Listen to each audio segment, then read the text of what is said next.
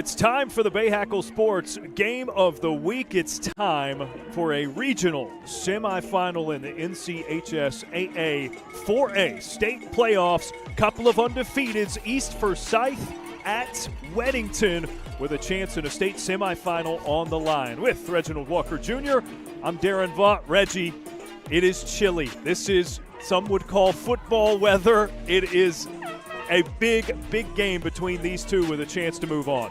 It's funny you mentioned the chill. In certain parts of this country, they call this brick. It's just that simple. It's just brick outside. But what you love is you got a lot on the line. This is obviously the west side of the state's playoffs. You got Grimsley and Huff, the game going on up in Greensboro tonight. And now obviously this game, Weddington hosting East Forsyth. You got Charlotte versus the Triad. You got big-time stakes on the line, and everybody looking for an opportunity to get to that regional final next week. Somebody has to take a loss for the first time in a long time tonight. The Warriors trying to go back-to-back. Still a long way to go for a state championship for Weddington. They host the Eagles of East Forsyth right here at the Bahakel Sports Game of the Week. Fourth round of the NCHSAA state playoffs. Get started when we return.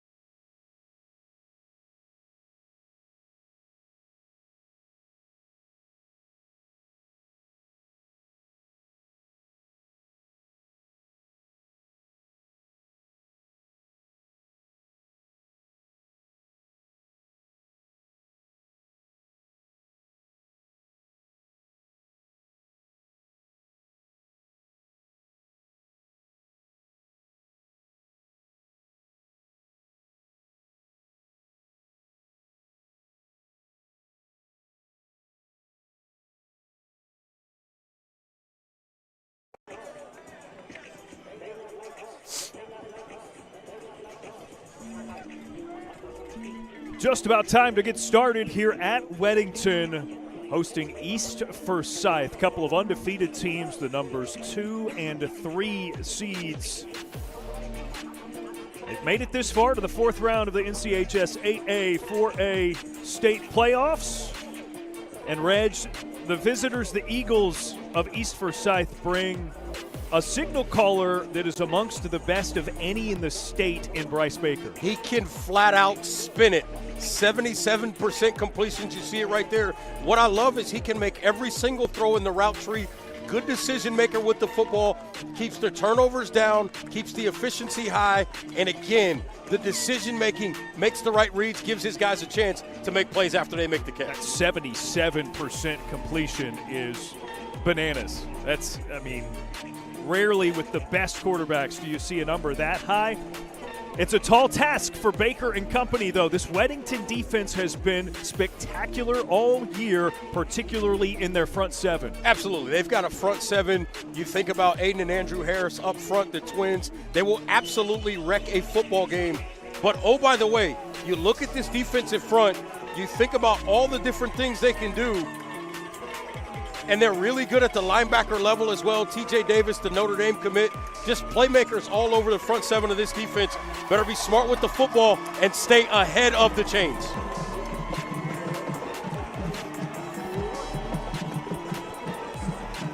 The Warriors take their home field.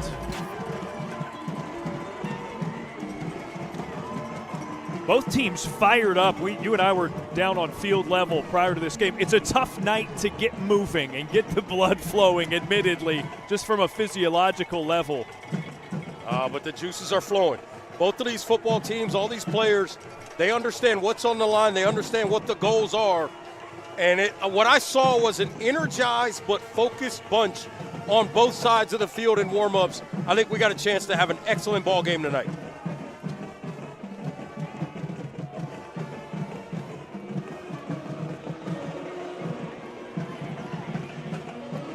The Warriors have not lost a game in well over a calendar year at this point. I said it earlier, state champions a season ago, undefeated on their quest to try to make it a repeat here in 2024. And Weddington will receive the opening kick. East Forsyth to boot it away.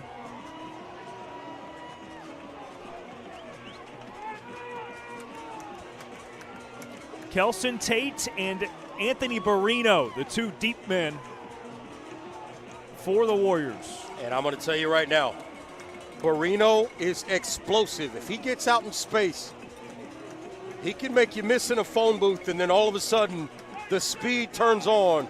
He is explosive. Going to be very interesting to watch the special teams battle tonight, watching both of these teams on film. They do an excellent job. It'll be interesting to see who can win that phase of the game tonight.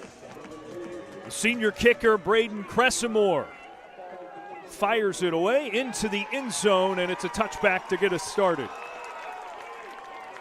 I think that's got to be the recipe for both kickers tonight. Try to make both of these offenses have to drive the football 80 yards every single time they get the football. Make it difficult against these two defenses. So Weddington first on offense. We talked about the attack for the Eagles. Greg Fee and company, a formidable offense for the Warriors as well. First play is a pass, and it's incomplete. 2nd and 10 coming up. I like the read. They just try to go with a quick little hitch route, little stop route there. Just a little bit errant on the throw, incomplete. This will be interesting. Also, Darren, keep an eye on this. This defense for East Forsyth, not the biggest in terms of the way they start the football game, but in short yardage situations, they get really, really big inside. 2nd and 10, Fee gives it to Nick Diamond, and he powers his way up the middle for an impressive gain of 9 yards, it looks like. Nick Diamond's an absolute throwback football player. Comes out. I'm surprised he's got gloves on. He usually doesn't. Just physical, runs downhill. Not the fastest guy, not the biggest guy, but probably the most effective you'll find. Now 3rd and 1 for the Warriors. Diamond again, why not? Straight up the chute. It's another 10 yards, and it moves the sticks. That's what you have to like about Diamond. He'll put his head down, drop those shoulders, run behind his pads, and continue to drive the legs forward. He's not worried about how pretty it looks. He's worried about how effective it is, and he's consistently effective. First down of the night for Weddington. Diamond untouched until he got to the second level of the defense that time. Nearing the first down marker. Will they give him all 10 yards? Looks like about a 9.5-yard carry.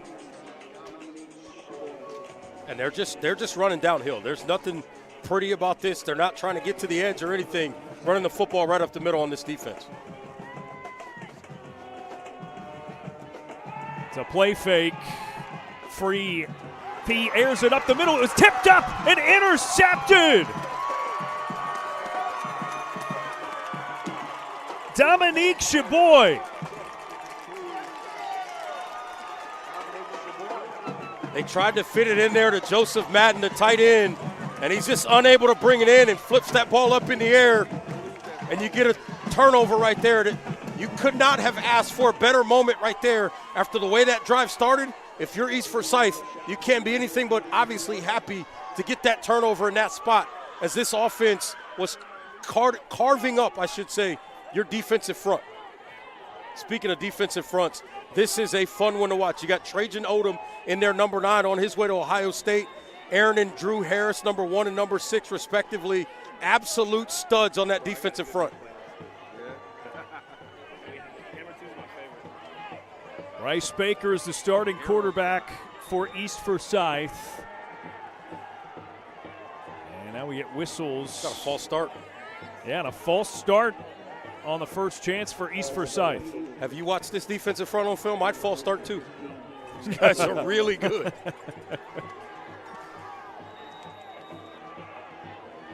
Aiden Harris, big number 6 there.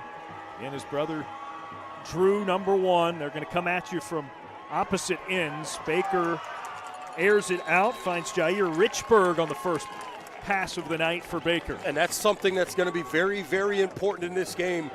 These receivers from East Forsyth, if you miss in space, they will take it to the house. You better tackle in space, especially early in this game. Gain of not quite 10. Now it's a handoff. And East Forsyth. Just a nice run there. They block it up, get him on the edge. He's able to pick up the first down. Key run there. Cannon Rottweiler on the carry, a junior, 5'8". A little stocky back. Going to come back for holding. This comes back for holding.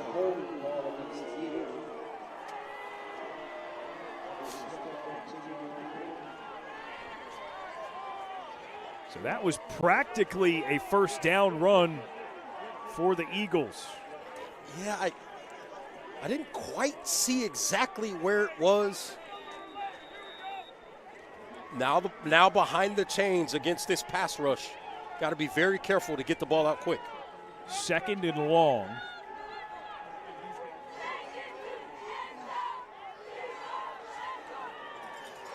Baker switching some things up. Immediately rolls, looking to throw, nearly slipped, stays on his feet, and he's brought down in the backfield. That defensive front, just too difficult to deal with. You see the penetration. Trajan Odom, Drew Harris as well, just havoc in the backfield, forced them to step up, and they get the sack. Senior Drew Wiseman got all the way around the edge to make the play. It's 3rd and 15.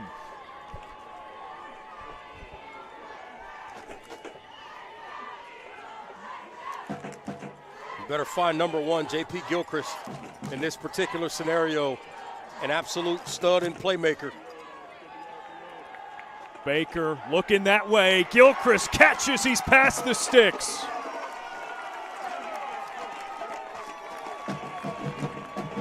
And you see Gilchrist, he just runs that deep out route right over there on the sideline, right in front of this Weddington coaching staff. Makes a nice catch on the sideline. Good toe tap, first down. In plus territory now. Eagles on 1st and 10. Baker play fake. Looking for Gilchrist again. Tosses it out of bounds. I don't think Gilchrist expected that. It looked like they wanted to come out to the left. Maybe a little bit of a screen pass.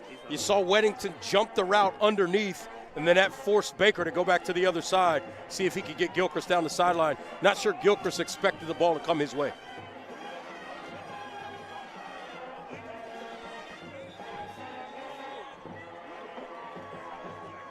And whistle's blowing. I mean, East Forsyth was set up 2 yards past the line of scrimmage there, Reg.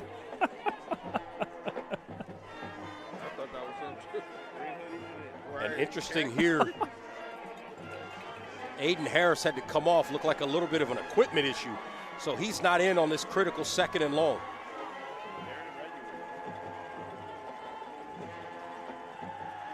Baker to throw again. Slings it. Overthrown, incomplete. Baker just missed Sawyer there. Sawyer running wide open down the seam, down the middle of the field. Nobody covered him. One defensive back between 2 receivers. Quarterback unable to connect there. That should have been a walk-in touchdown. Kendall Sawyer, a tight end / wide receiver as he's listed. So you get a look at Aiden Harris. You talk about a kid that can go get the quarterback. Keep an eye on number 6, the defensive end to the bottom of your screen. He could create a problem on this 3rd and long. One of many chaos agents at the head of this defense, if you will. There he goes, chasing after Baker. Incomplete, and it brings up 4th down. I'll tell you what, Baker has great presence, understands how to move in that pocket, but that thing broke down really, really fast that time. Forced to throw away.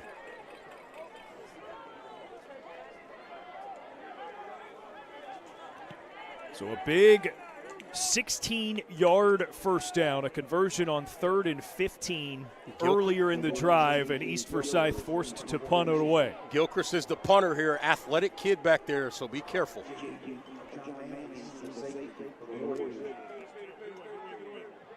and it's out of bounds near the 20-yard line. Weddington gets it back. They threw an interception their last time out, but come away not giving up points. Still no score in the first quarter.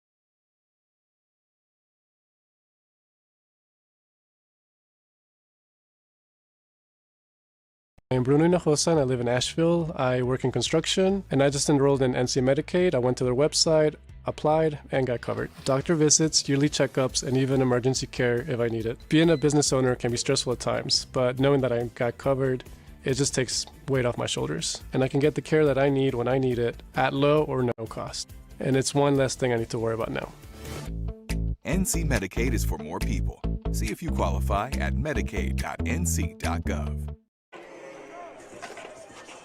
Still no score. East Forsyth at Weddington, first quarter in the fourth round of the NCHS AA state playoffs. Second series for the Warriors.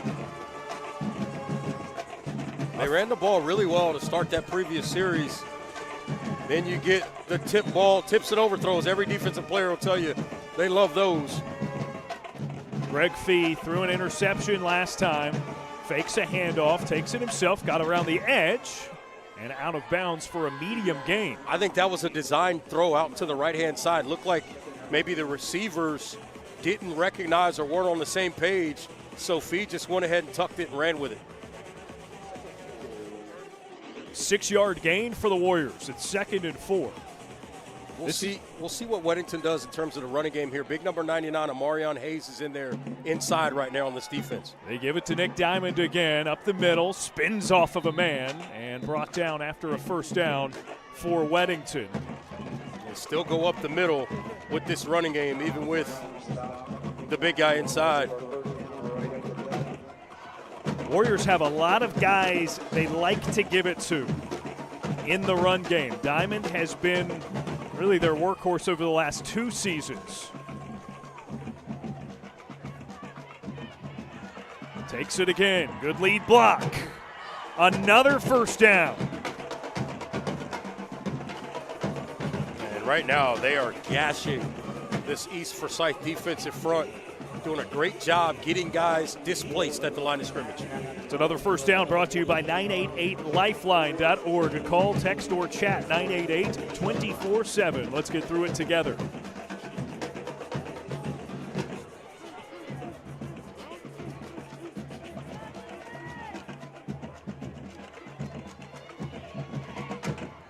Fee on 1st and 10, and no chance to get the playoff.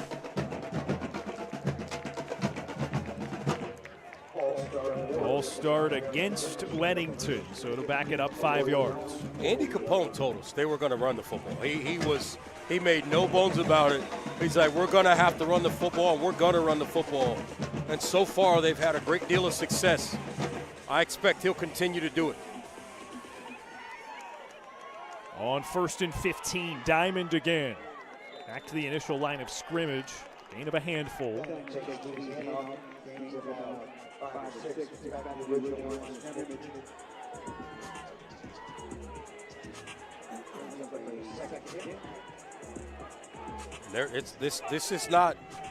This isn't anything overly complicated. They're just running the football downhill right now.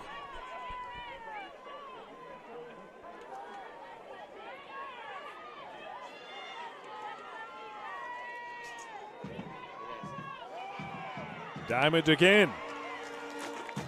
So much momentum on his way up the middle. I mean, if he's not touched at the line of scrimmage, good luck. And he finds the right crease, gets those shoulders down, runs the football the right way. And I'm going to tell you right now, this might be 3rd and 5. A lot of people may think throw here. No, there's a heavy, high percentage they're going to run it again.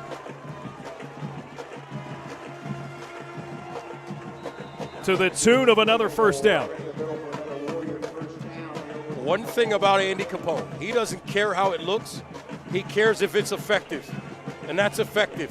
Downhill running, again, Diamond up inside.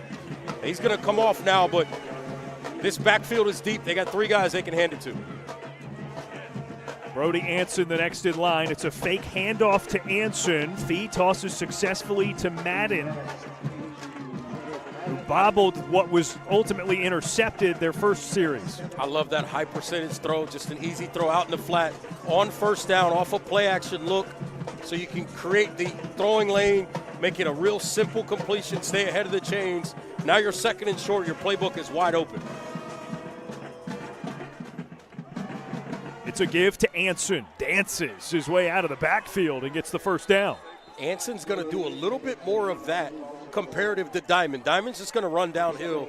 Anson does a nice job here, kind of works to the outside, little jump cut, back up inside and picks up the first down. Like the way he runs the football as well. Andy Capone called Anson one of the surprises, the pleasant surprises of this offense early in the season. In fact, their first game against Providence State, Diamond was hurt, Anthony Barino was hurt as well. Anson came in, shockingly got 30 carries against Providence Day in what was, of course, a win for the undefeated Warriors. 1st and 10 with Diamond back in after a chance to catch his breath.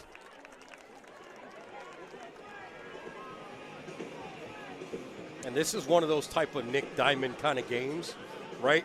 It's chilly, it's cold. You want to get him lathered up. You want to get to the point in the 4th quarter where those defenders are cold and they're tired of hitting the same guy. That's the mindset so far in this game. Gained a couple there. 2nd and 8 from the 20. Fee turns to throw.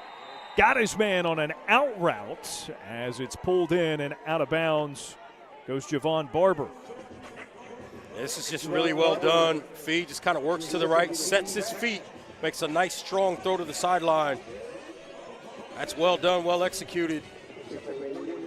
And now they got a 1st and goal situation. I suspect Mr. Diamond's going to get this ball probably 3 straight times.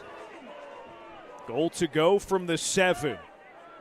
It is Diamond on the first try. He's inside the 5. And that time, it's the size inside that made it difficult for Diamond to turn the corner. Brian Godfrey and Amarion Hayes, a couple of 300-pounders in there, that defensive tackle spot. Good luck moving those guys. From the 4, Diamond boulders his way through. He's into the end zone, and it's a Warriors touchdown.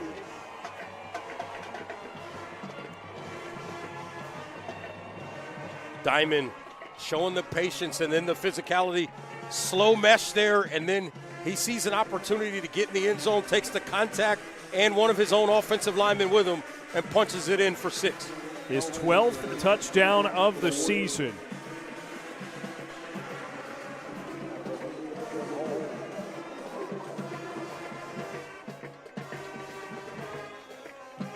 Extra point is up and through. That makes it 7-0 in favor of Weddington with just under 4 minutes to play in the first quarter. Look, Andy Capone just going back to the well, right? We're going to keep running the football until we get to the point to where we're being stopped. I love the patience. I love the stick-to-itiveness, if you will, from Weddington and Andy Capone and his staff. Continue to run the football because they're having success and it's effective. He told us earlier this week one of the keys to this game, one of the main goals for Weddington is shorten the game. He knows with East Forsyth's offense, and Baker at quarterback. It's a dangerous, dangerous team to line up against. He wants long drives, run the football, take a lot of time off the clock, and keep that offense off the field. It's interesting you say that, but they still at times snap the football with a lot of time left on the play clock. You would suspect and expect as the game gets later, they'll start to take more and more time off the play clock in between snaps. So the first score of the game belongs to Weddington. Everett Mandeville on the kickoff.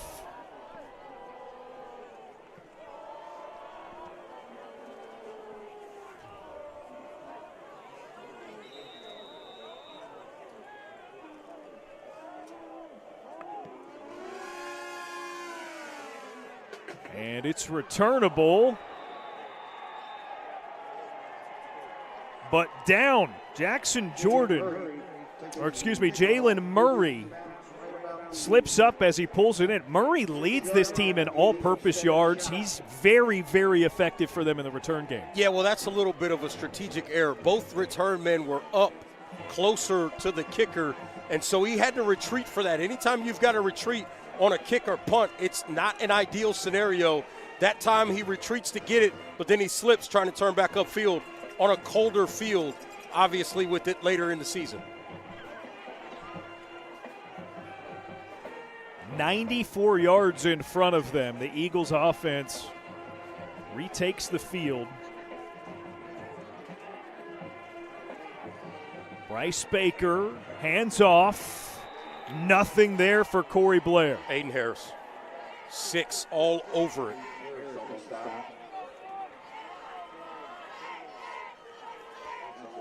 Just blows that play up before it could even get started.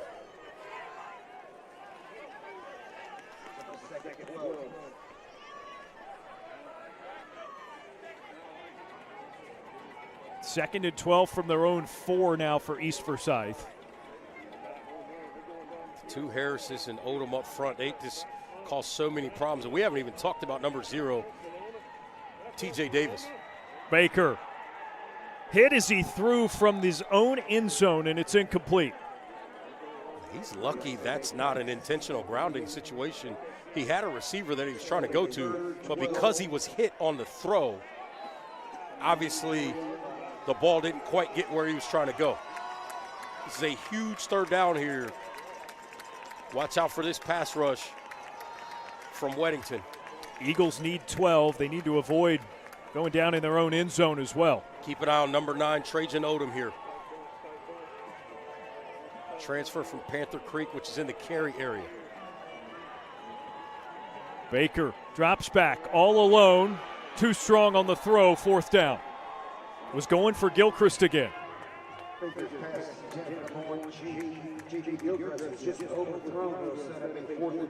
JP Gilchrist, I tell you what, you've got to have a ton of confidence in number 23, Ace Clemens, the sophomore defensive back, putting him in a one-on-one situation with Gilchrist down the field in a third down situation. That tells you they believe in that young defensive back because Gilchrist is as good as they come. Gilchrist was the intended target on the throw. He had to get all the way back so that he could punt out of the end zone, or will he? To the edge and ripped up and down to the ground by Harris. But it's enough for the first down. You knew at some point this might be the case. He's a really good athlete, and what they did there, I think that was Braden Barger. He took the inside route on the edge there, and as soon as Gilchrist saw it, he just beat him to the sideline using that speed and athleticism, and he's able to get really close. It looks like they may measure this, but this was very, very close. If this ends up being short, Aiden Harris, big-time play, tracking this down, and oh, by the way, where would Weddington have the ball? Inside the 20-yard line. It's going to be really, really close here. Great job by our crew. Look at this shot we have here, Darren. Chain Gang had to come all the way from the other sideline. And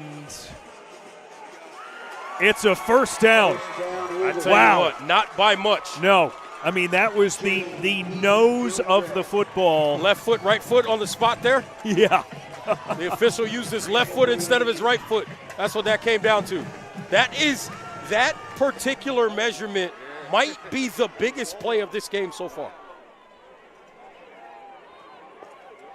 Dan Campbell called that.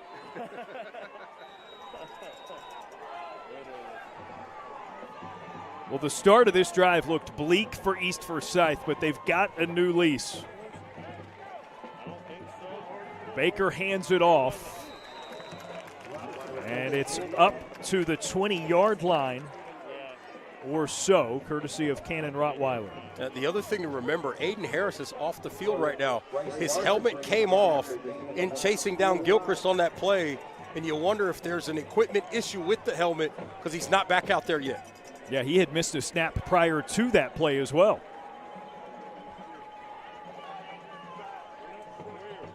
Rottweiler and Blair in the backfield with Baker, who throws over the middle. Gilchrist catches in Weddington territory. Yeah, that time he attacked Caleb Hill, and I tell you what, this throw was really, really good by Bryce Baker. I think this catch and the body control by Gilchrist, look at the body control to go out and get that football. That is about as good as it gets. I thought the coverage was really, really good. The throw was better, and the catch was great. A 36-yard connection to get into plus territory. And then a 3-yard run for the Eagles. Yeah, and the momentum right now with this Eagles offense, Baker's confidence obviously likely lifted off of that completion as well. Now they got to feel like they got a chance to go down and get some points and tie this game up. At the Weddington 41, 2nd and 7, play fake. Baker again. Goes for Gilchrist again, and it's over his outstretched arm.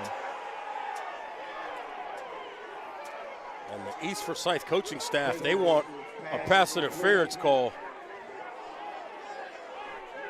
I couldn't quite see exactly what happened. It's at the top of your screen. It's one-on-one. It's Caleb Hill against Gilchrist. The question is there contact right there? I'm not sure he would have been able to get to that football. Either way, I don't know. I don't know how much. I can't tell. There's a timing mechanism too, right? Absolutely. If the ball's there, right, it's not Hill's fault if Gilchrist did not, correct, get it on his hands yet. Correct. Now it's 3rd and 7. Baker trying to escape the pocket. Can't do it.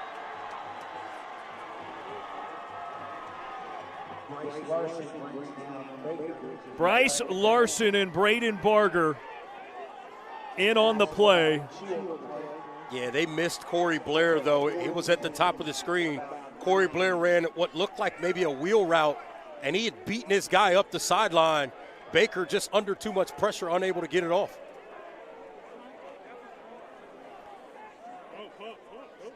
J.P. Gilchrist back in the punt formation, and now Weddington, you think they might think twice about typical punt coverage here.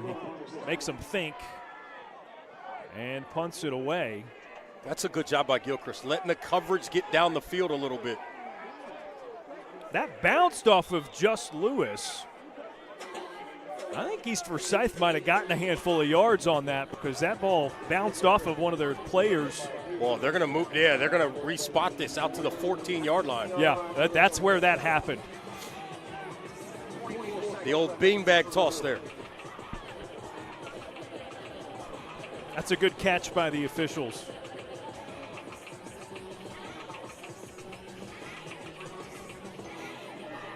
The clock on your screen, by the way, was running. It has stopped. There are 24 seconds left in the first quarter.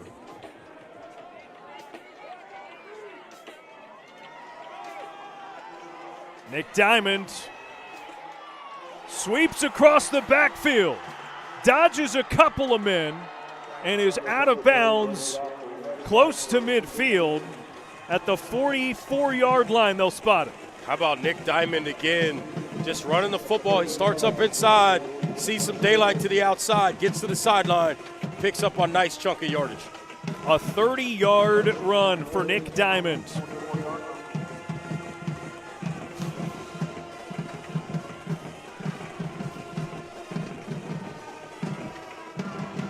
Weddington now gives it to Brody Anson. Trying to be patient, gets a couple of yards. And maybe they'll mark him at 1. That looks like it'll conclude the first quarter of action. A battle of undefeateds in the 4th round of the NCHS AA state playoffs. Weddington leads through 1, 70-0 over East Forsyth.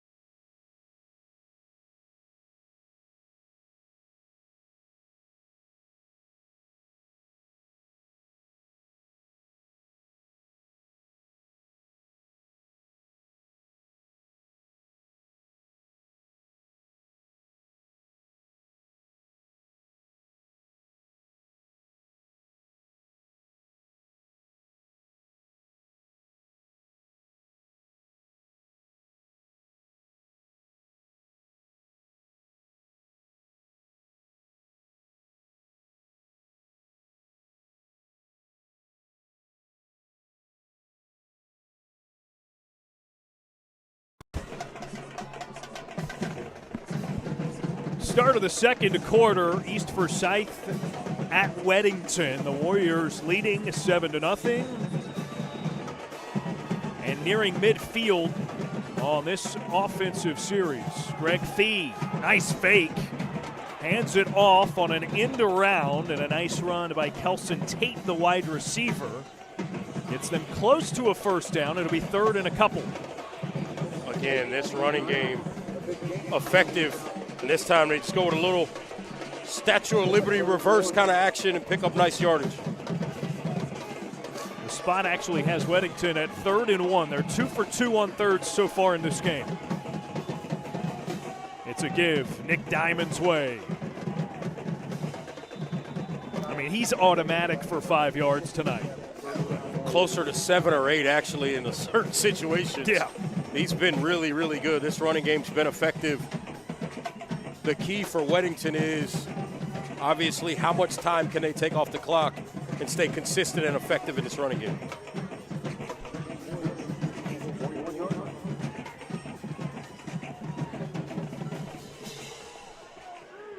First and 10 from the 41. Fee after the play fake.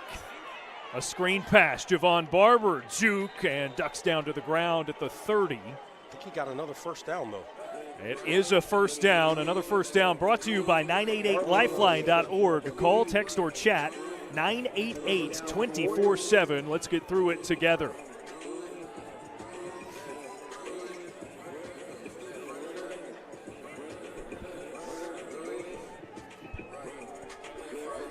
Exactly 10 yards on the pass. First and 10 from the 31. Diamonds met in the backfield and brought down ferociously by Isaiah Edwards. Yeah, it's a great job by Edwards. The snap here, a little bit low. That impacted the timing as well, but this defense gets downhill really, really quickly. Solomon Brown also in there as part of that play to make the tackle.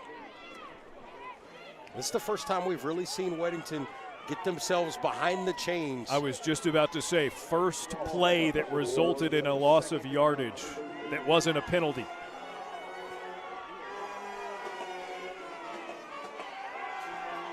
Fee has to scramble, backpedaling as he threw it, incomplete.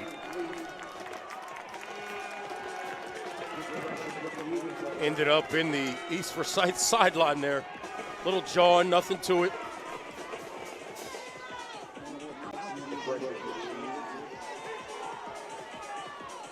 One of the officials officials having a elongated conversation with Kamor Pouncey. And now an official's timeout. Looks like there's an injury here. Right on the East Forsyth sideline. Yeah, injured player near the 50. He was tough to see initially because the other players at the sideline there. Robbie Whitney, senior tight end and defensive end. He's a player, too. He makes a ton of plays for this football team. He's pretty active in pregame warm-ups. One of those guys that helps get the energy going.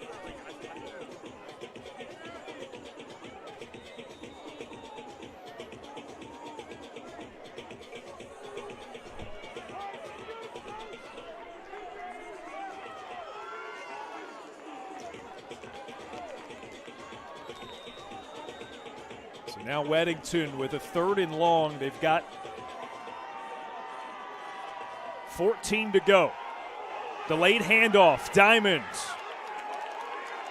pushes his way forward after he got the football and figured out he didn't have many options.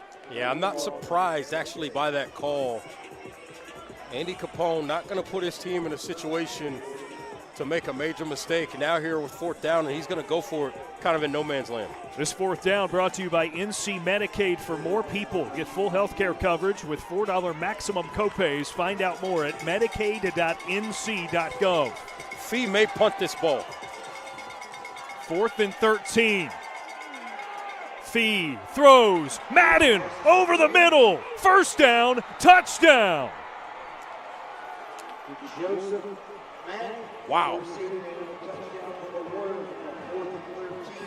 Caught him in a zone coverage. Madden just ran a little bit of a post route, and then here it's beat the 2 defenders. He's able to step across and get in the end zone. Well executed, nice throw and catch. Not quite sure what happened coverage-wise, but a wide open receiver, I guarantee, was not the recipe. What a play. A big one for the Warriors to go up 2 scores. That's a penalty here. It's going to be an offsides on the extra point here. This will tighten it up to the goal line.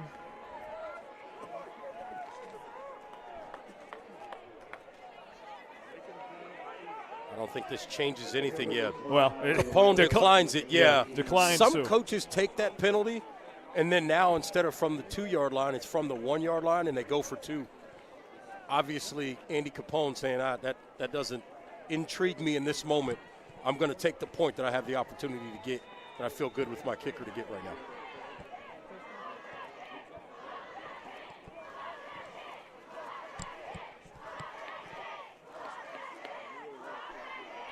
Owen McNulty, 2 for 2 on extra points tonight, and that makes it 14-0 Weddington. You mentioned McNulty. This is a special teams unit. They had to change a lot of that battery. As you see Fee here on the pass over the middle, and he finds, again, Madden. Great route by Madden, and an excellent job finding green grass. The little delayed route there, working a seam route to the post. And then an athletic play on the back end. What I was getting ready to say is they changed the battery of this kicking unit around. All those guys graduated, including long snapper Quade Luganbill, who's at Eastern Kentucky right now. And they've picked up right where they left off last season.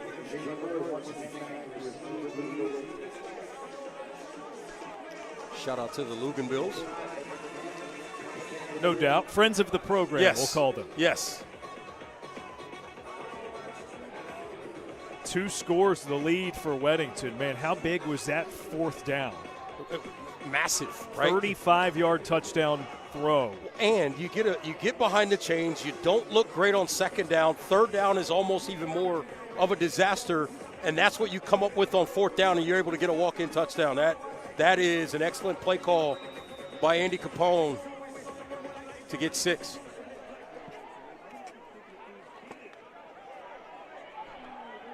Now it's returnable.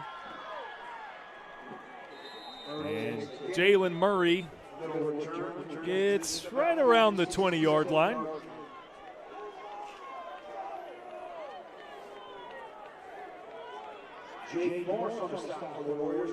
Darren, you start to feel like these possessions, again, there's 9 minutes to go in the second quarter, an eternity. But at some point, if you're East Forsyth, you want to find some kind of a rhythm on offense. It's a handoff for the Eagles. And a big hit. Toss, rather. Jair Richburg on the carry. I love that design that coaches use with that little pop pass. It just gives them the out. If that ball hits the ground, it's considered an incomplete pass, not a fumble. 8 of 6, 2nd and 4.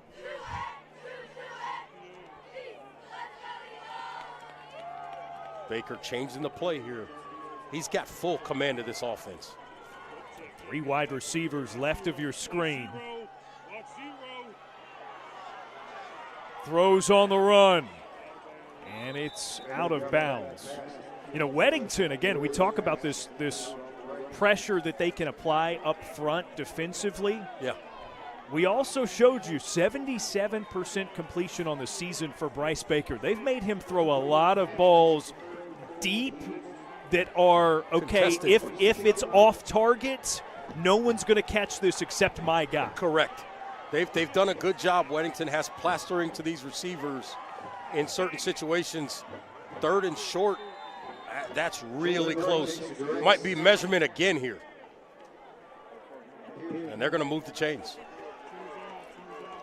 East Forsyth converts on a 3rd and 4. They're now 3 for 5 on 3rd downs.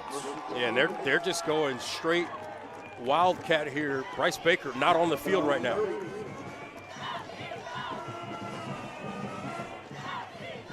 Jalen Murray, Corey Blair, and Cannon Rottweiler, the 3 in the backfield. And Kendall Sawyer closest to the line of scrimmage there on the bottom of your screen. Also able to run it. And Aaron Harris chased that one down, number 1 from the backside. I'm sorry, Drew Harris.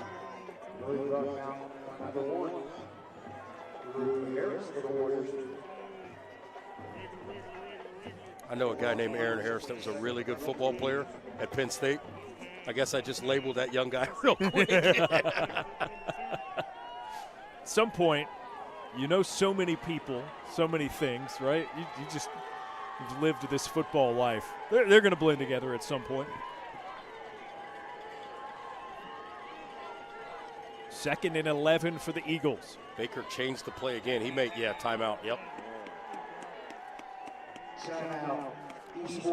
So they run the Wildcat a couple of times, send Baker back out there, and he's caught off guard evidently by something.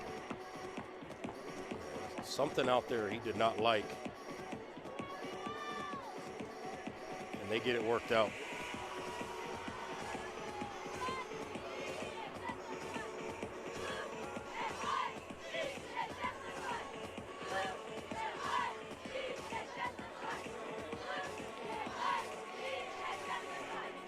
It's an interesting timeout here. 2nd and long. Would think, obviously they're looking for an opportunity to pick up the 1st down, but I wouldn't be surprised to see them mix in a little bit of the running game here, just to see if they can set themselves up for a very manageable 3rd and 5 or so. Maybe with the thinking that Weddington is expecting pass here.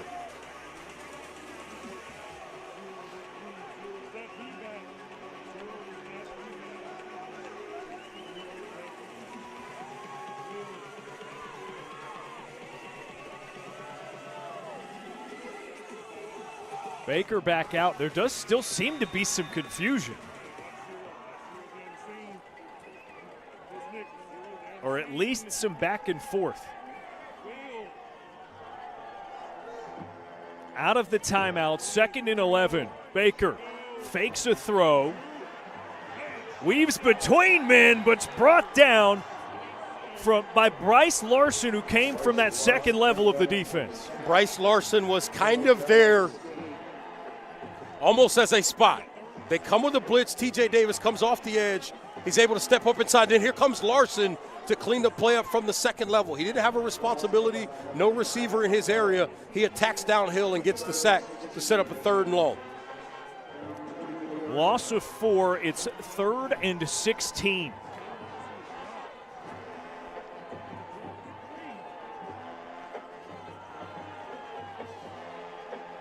Baker steps out of the way of a man, hits his target right at the sideline. It's going to be about 2 yards short of a first down, though. Richburg tiptoed out of bounds. He's more like 3 or 4 yards short, and it's 4th down, brought to you by NC Medicaid. For more people, get full health care coverage with $4 maximum copays. Find out more at medicaid.nc.gov.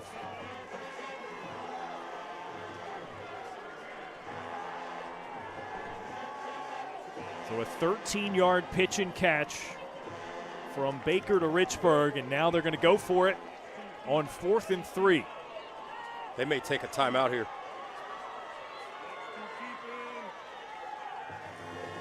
Baker fakes one way, airs it out. Richburg catches out of bounds on the other side of the field inside the 30. They took every single second of that play clock.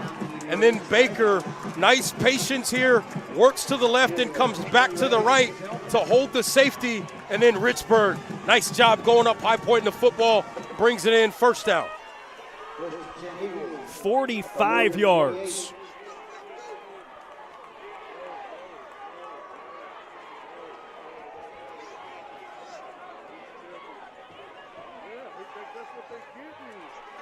Baker, pocket breaking down. Wow, how did he get that throw off? A dive for the pylon, not quite enough for pay dirt for Jalen Murray. How about Baker and his ability in that pocket to find a way to get this football off? The pocket starts to collapse really quickly. Watch him look at that throw. He's got people all over him, and he's able to put it on the money and give his guy a chance to get in the end zone. Goal to go from the 3. East Forsyth seeking their first score of the night to draw it within 1 touchdown. Blair into the end zone, and it's an Eagles touchdown. Big time drive, huge response. Blair, nice job. He gets hit a little bit in the backfield, but he's able to shake it off and get in the end zone. It's well executed right there on the run play. Big time answer there for East Forsyth.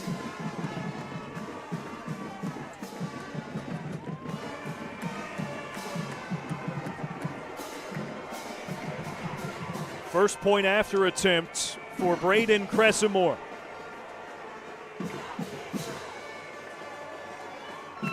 It's through, 14-7 game with 5.5 minutes to play in the first half. 1-score game between Weddington and East Forsyth. 4th round of the NCHS 8A state playoffs continues when we come back.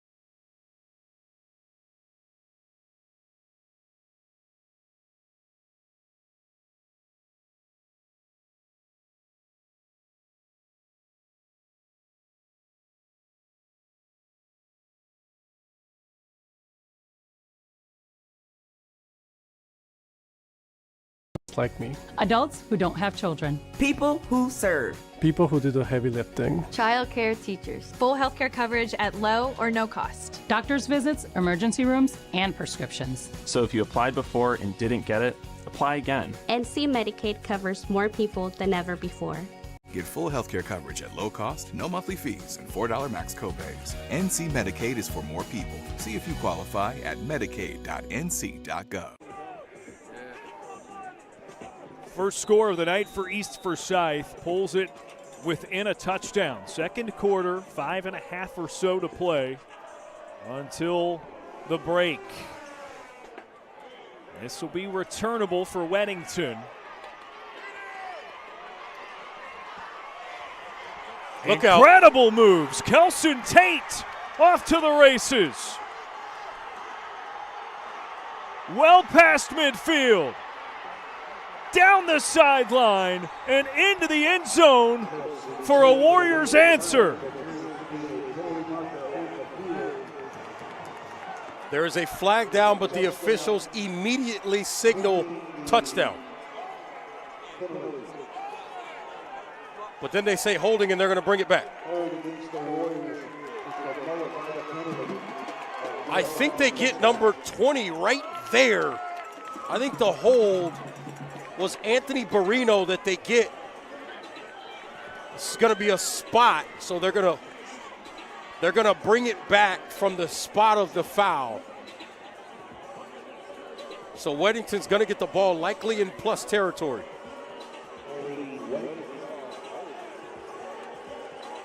Yeah, it negates a 98-yard return for touchdown. And wait, was that a second flag that just popped out there? I think that might be it's a sideline warning on Weddington. So the Weddington sideline obviously not thrilled about that call. Andy Capone, I saw him earlier in the game backing his guys up. So something he maybe noticed earlier. So the drive begins at the East Forsyth 42. Nick Diamond jolts his way inside the 35. And you got to give a ton of credit on that return. It was well executed. Obviously, the hold brought it back, but Tate kind of worked his way to Barrino to pick up that extra block, and that block ended up bringing it touchdown off the board. 2nd and 2. Diamond hurdles a man. Had somebody wrapped him up by the ankles, and he escaped that too. Another first down. And he immediately gets up and says, hey, coach, run that again. He is feeling really, really good running the ball with good physicality so far in this first half. 1st and 10 in the red zone for the Warriors. And they're moving quicker than the chain gang. Diamond again shuffles through the inside. And he's inside the 15.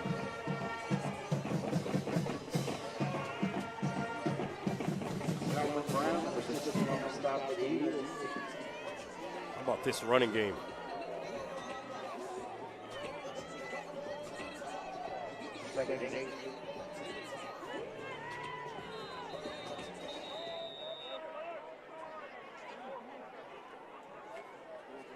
Second and 8 has to wait.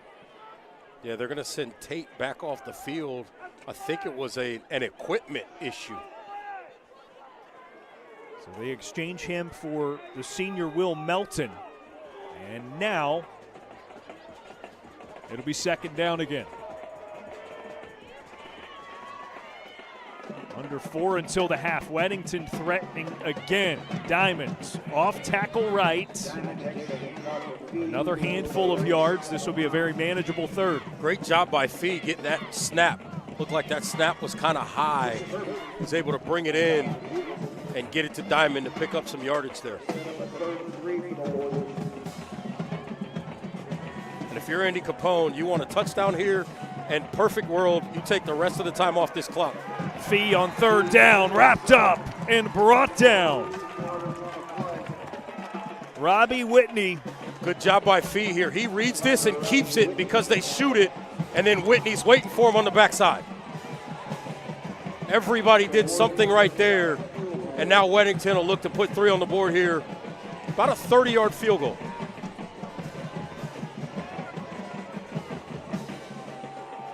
Call it 31 yards for McNulty, who's right between the hashes. This should be a straightaway field goal attempt. The hold down, McNulty launches it, but it's wide right.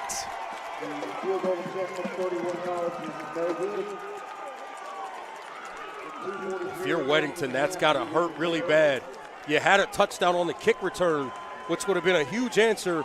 Instead, you come away with nothing at all. And if you're the Eagles of East Forsyth, you feel really good, a chance to potentially tie this game up going into halftime. And then it's a whole new ball game in the second half. Under 3 minutes to go.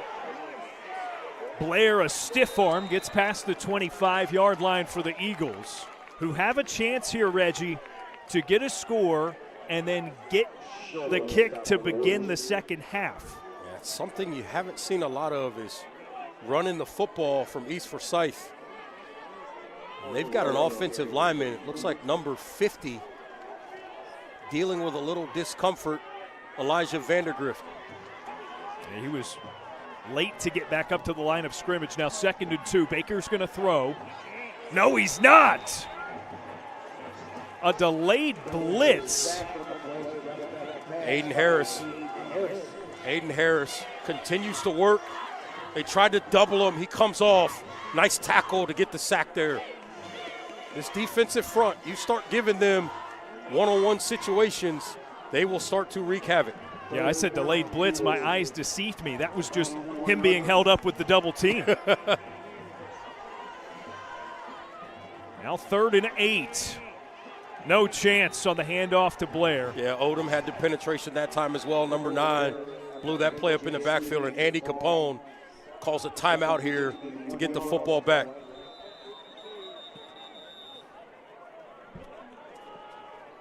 It's the first time out of the half for Weddington, so they've got 2 remaining. East Forsyth has 2. It's the clock right now saying 147. See if they put anything back on this clock. Capone felt like he called that timeout sooner. Andy Capone looking to make it back-to-back state championships.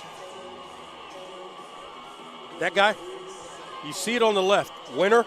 The other thing, leader. Look at Andy Capone. The Andy Capone we knew was a bigger guy. Lost 55 pounds in the past year. To me, that's also a mess, not only about him just personally making a choice, but that's a message to his players. If you want to be at your best, if you want to do what you think is best for you, you're going to have to sacrifice a little bit. He figured out that he needed to sacrifice certain things, and he's down 55 pounds. If that's not the way to send a message to your players, I don't know what else is. A great leader for this Weddington program. His guys really do look up to him. 4-time state champion. Was the head coach on 2 state championship teams at the 3A level, and then was an assistant in 2016 on this staff, and obviously reigning 4A state champions right now. Gilchrist end over end on the punt.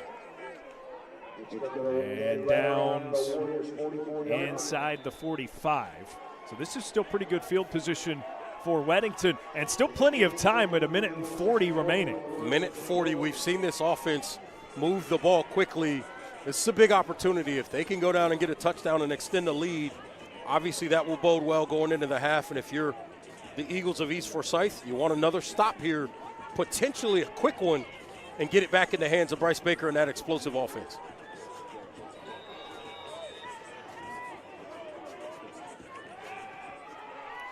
Greg Fee tosses. There's Madden again. Turns upfield. And then out of bounds. Not sure who the defender was. Couldn't quite tell from this vantage point.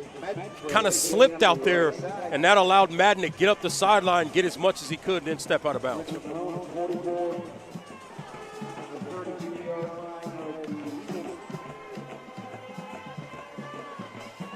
Another errant snap there.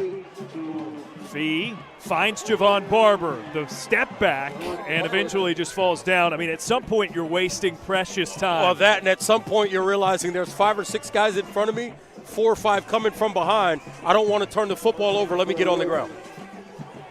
Weddington quickly back to the football. It's a handoff. Brody Anson slithers up the middle. I love mixing in the run right there. That's a good call there. A minute left, still plenty of time. Inside the red zone for the Warriors. Anson again. Gallops across the middle, gets to the 10-yard line. That's a first down. And the question becomes, is it first and goal or first and 10? It's going to be first and goal. Goal to go. Fee drops back, zips it, end zone. Madden trying to pull it in with one hand, and it's incomplete. That's on Madden. He's got to make that catch. He's open there. Got to get two hands out there. It's nice. They roll him to the right, pump fake, comes back left. You got to make that catch with two hands, and that's a touchdown. A missed opportunity right there for Weddington.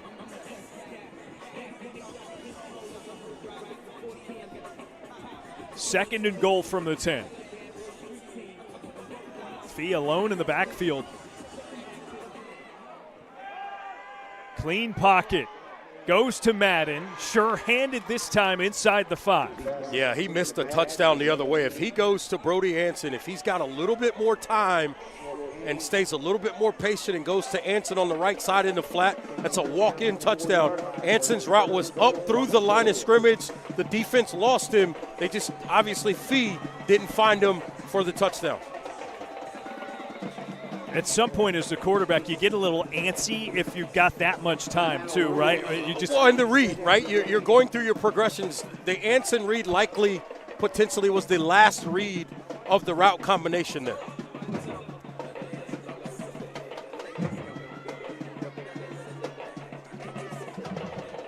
timeout Weddington. They've got one remaining.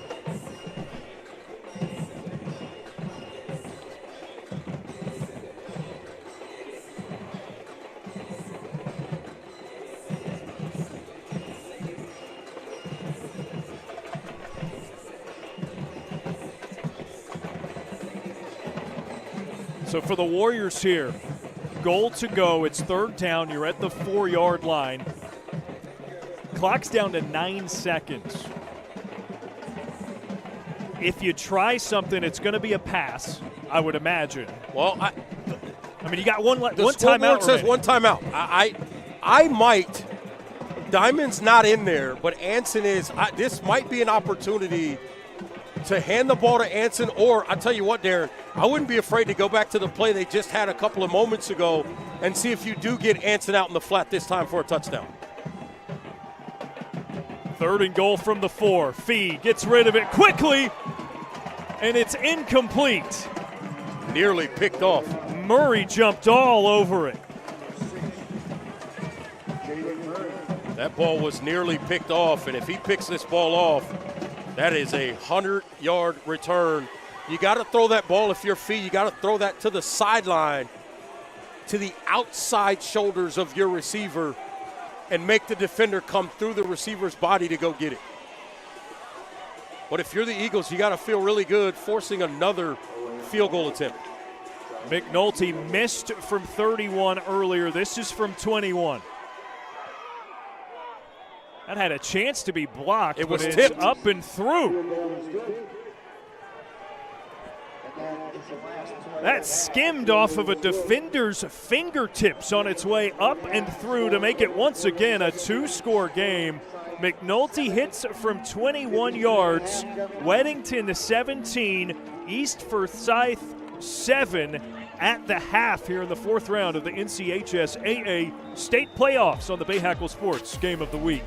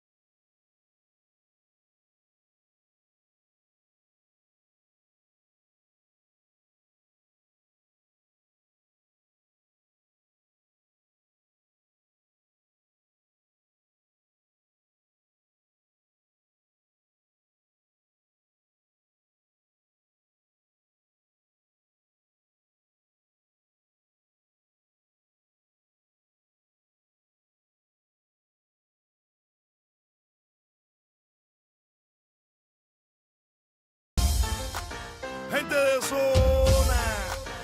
Una vez más, homenaje a Bárbaro de Ritmo. With soccer, so I said, how can I celebrate these kids and their diversity and where they came from? And I came up with this idea to do an international night soccer game. Representing El Salvador, Morocco, Heiner. Representing Senegal, Cameroon, France. Enjoying just seeing everyone's cultures and seeing how they express them and just seeing how many diverse people we have at this school. I love celebrating our cultures and getting our players from East and Independence all together to really share a beautiful moment of culture and diverse and embrace our rich history here at East Mac. So the goals is just to bring awareness, to our student body and our fans of where kids are actually from. When they're talking, everybody's speaking English, they're talking to each other in English, but then we have kids from Asia, from Africa, from North America, South America, Central America, everywhere, that shows our kids not only do we accept everybody, but we also celebrate where you're from. It just means, someone feeling represented, someone different feeling represented in every single way. Honestly, I just love to be a part of it. I wanted to bring everyone together. I knew East Mac and Independence has a very, very diverse student population, and I wanted to embrace it here at this game.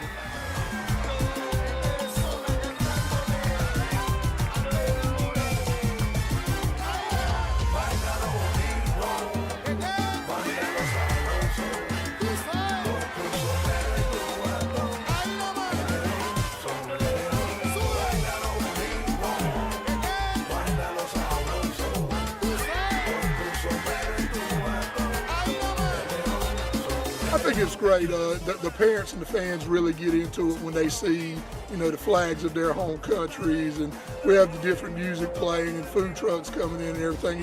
It's kind of an event that everybody's proud to come and represent where they're from.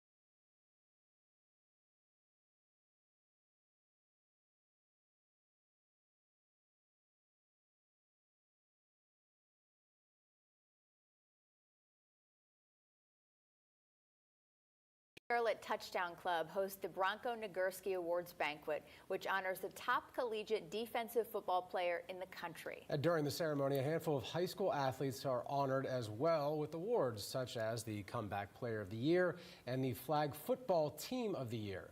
Jack Taylor sat down with not one but two members of the Northwestern football team set to receive awards on Monday night. Northwestern head football coach Paige Wofford has a saying, "The exposed nail gets the hammer," meaning if you stick out, you're bound to get in trouble, which is normally true unless it is your extraordinary work ethic that people notice. It didn't surprise me that he got it. Now he's a sharp kid and he does well in the grade, and he's a all-around, very good human being, very good person. His parents have done a great job with him. We can't take credit for what he's doing. We've encouraged him and we've rewarded him, and like we do all our kids that do well in the classroom, they get rewarded. They get to choose. A reward is exactly what Dimitri Putman will receive at this year's Bronco Nagurski Awards. The senior defensive lineman was named the Student Athlete of the Year for his achievements both on and off the field. The Trojan football program is a historic one, boasting countless championship trophies, personal awards, and broken records. Now, Putman adds his latest accolade to the list. At Northwestern, we really pride ourselves on academics and athletics, but the classroom is huge. Coach Wofford talks about it. Our position coaches talk about it a lot. So I was glad, I was able to be a good example of that. This mindset is not localized to just Putman, but to the whole football team. The undefeated Trojans are just one game away from the state championship. The all-around success of the program earned Coach Wofford a place on that stage next to Putman to be named the head coach of the year. I think that's showing what we do. If they're not better people after 4 years with us, then what are we doing? So I think all of these guys have improved somewhere in their life, not just on the football field, but in the classroom or at home or just in their thought process or just, in how they attack life. Without any offers at the moment, Putman plans to focus his time at the next level on dual majoring in finance and information science. But for now, he is focused on leaving behind a legacy as a leader for future Trojans to follow.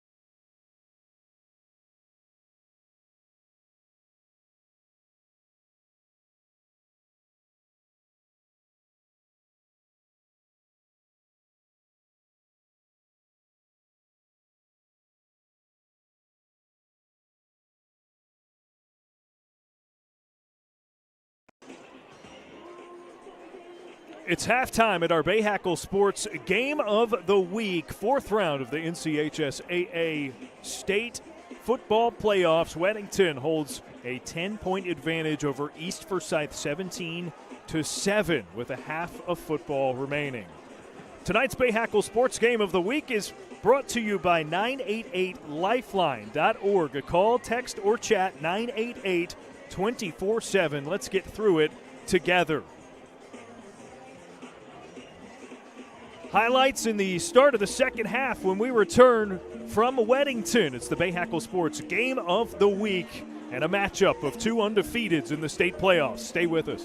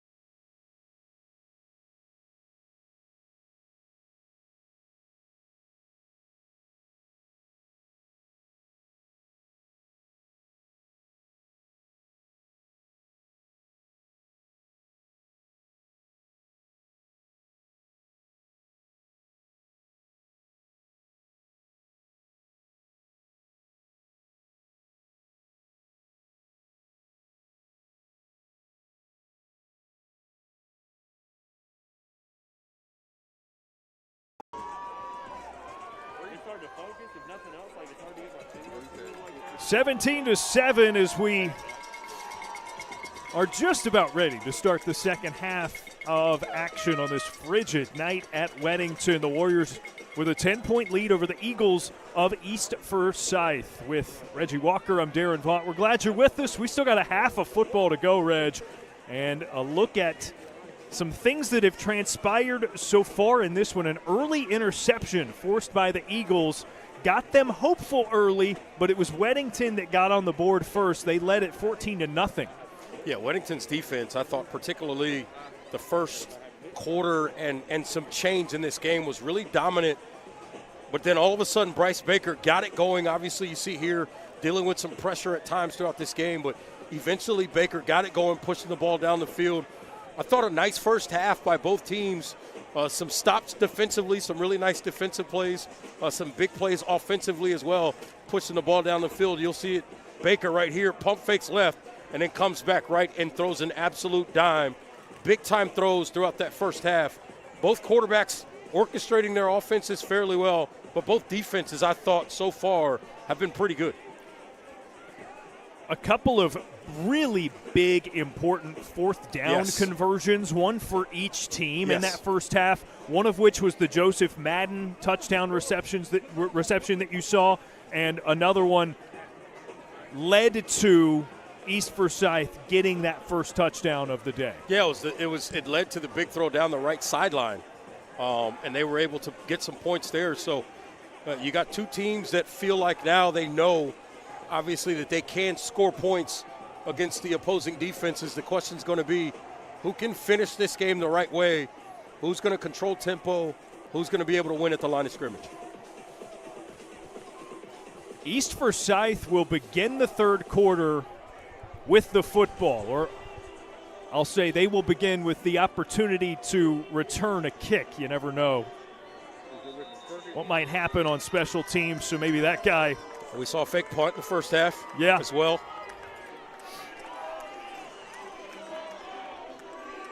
Weddington's done a great job getting to Bryce Baker. We laid it out early in the game. He completes 77% of his passes, and that's not because they're high percentage throws, right? He's just that good. He's that good.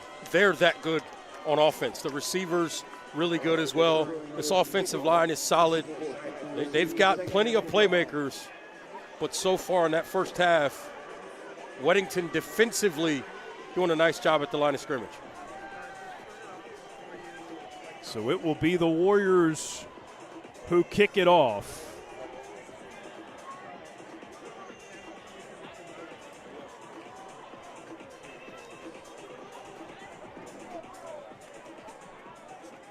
Jalen Murray, J.P. Gilchrist are the two back to receive. A couple of guys that are really, really dangerous.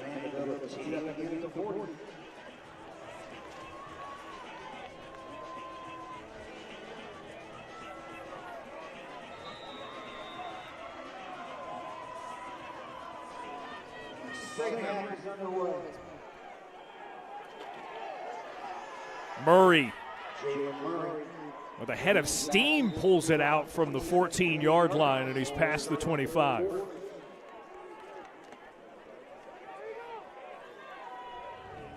Here comes Bryce Baker in this offense.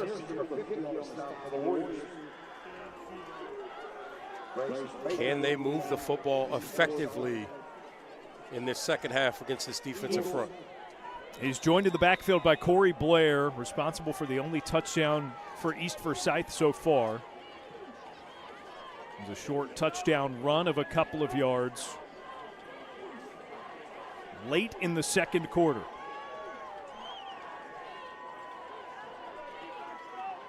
Baker to throw. It's incomplete, but a flag comes out. He was looking for Jair Richburg. Stellan Skilder was there a little bit early, a lot of contact at the top of that route. And they're going to get Stellan for the pass interference call there.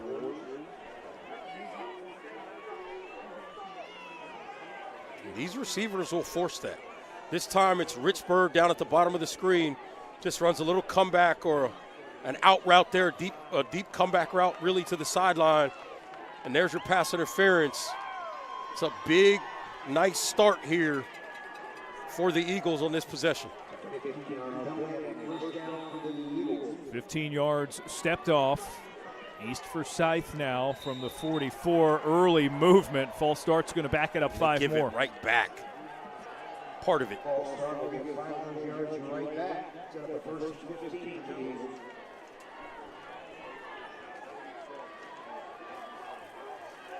Now look, Baker can overcome a lot because of that arm. You don't want to put yourself in predictable situations in terms of down and distance. Now on 1st and 15, it's a handoff. Blair around the outside and spun out of bounds. I think this is going to be an interesting aspect of the second half. If they run the football more with Blair to really get some of this defense, get some of these guys down in the box to take more shots down the field, could bode really well for this Eagles offense. There's a flag out at the conclusion of this play as well. And it's a hold.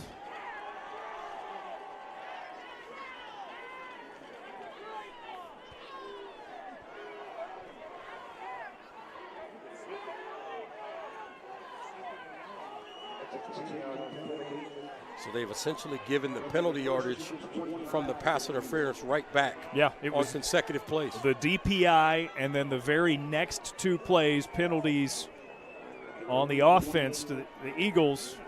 15 yards in penalties to match the 15 that they got on the pass interference. So here they are. They started this drive at the 28. They're back at the 28. The problem is it's 1st and 25 now. That's what you don't like about it. First down is good. 25 yards, a little bit tougher to come by as the officials work on the spot here. But I think the question is, yeah, they're going to call it from the spot of the hold, not from the previous line of scrimmage. Okay, so not quite all 15 yards given back. It's at the 31, so they took 15. They've given back 12 yards.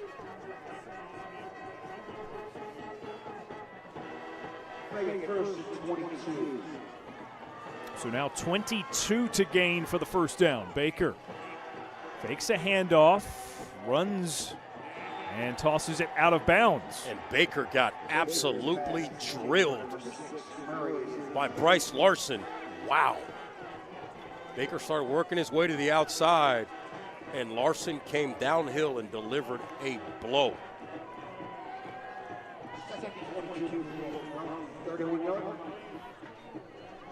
Now 2nd and very long.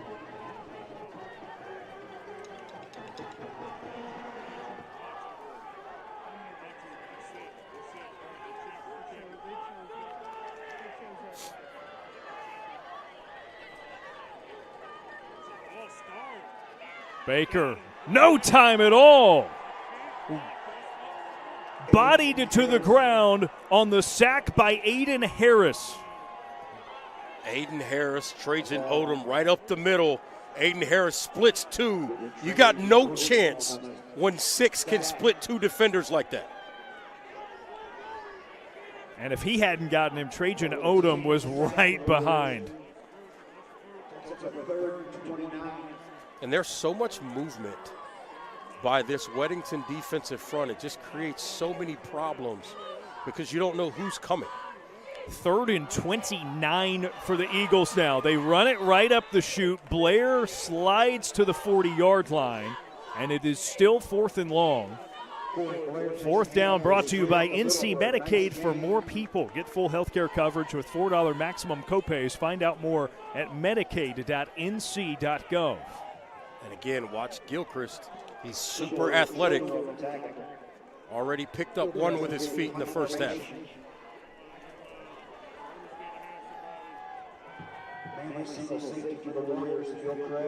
Gilchrist dances. It's a short punt.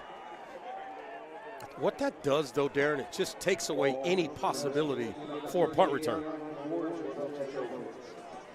Got a friendly roll. I mean, it's inside the 40, which is not close to the best field position Weddington's had today.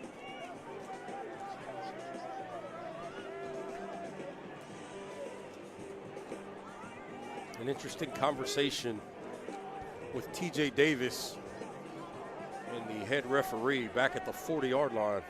Yeah, Davis now back to the Weddington sideline so the offense can do its thing. Greg Fee hands off. Nick Diamond. Brought down by Chris Kirby, the senior defensive tackle. Yeah, and Kirby and company up front. They're going to have to do a job in this second half and slow Diamond down, because one thing I can guarantee you is Andy Capone is not going to go away from running the football. Especially if he continues to be out in front by a couple of scores. Diamond again. Brushes off of a would-be tackler, lowers his head. All of a sudden he's free, and he's into the end zone. Weddington with the touchdown. Wow. 58 yards.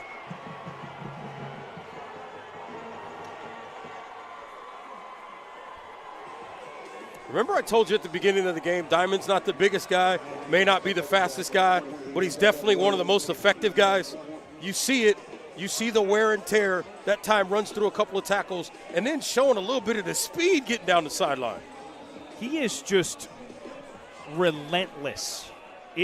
You cannot give up on the play as a defender against him at any point. I mean, you got to hear whistles, and even then.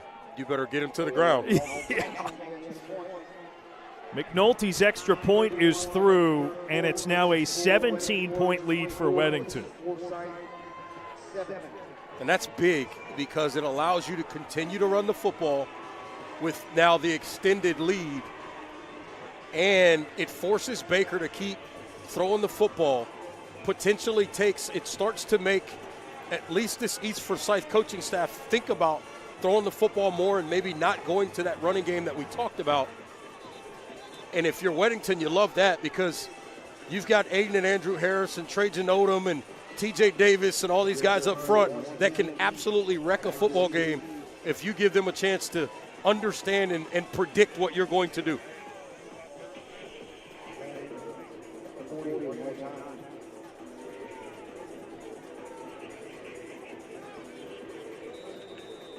We've already seen it so far, Reg. Baker's had a hard time running this offense the way he normally does. Murray on the kickoff return dances at the sideline, gets past the 25.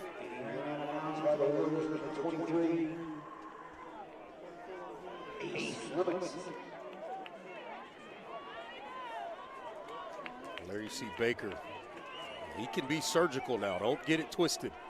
This game not over with that guy back there playing quarterback, but they are going to have to protect him up front and give him a chance to make plays. Is it as simple as that? Keep the pocket clean? You got to find a way to keep it clean. There's a lot of man coverage on the back. The safeties are close to the line of scrimmage. Murray receives the forward toss.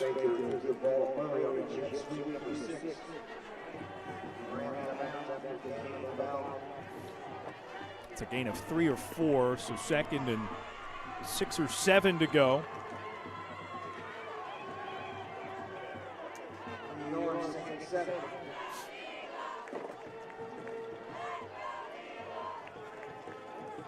Baker snaps it to Murray, a hard step inside, and then he bounces out near the first down marker. Not quite enough. It'll be 3rd and short. And that's the first time they actually got Weddington that time. That's the first time they were looking to throw the ball to the outside when TJ Davis was coming on some kind of a pressure that took him away from that flat area. The shortest 3rd down East Forsyth's had. They direct snap, and Murray is tackled for a loss. Trajan Odom blew that play up. TJ Davis as well off the edge.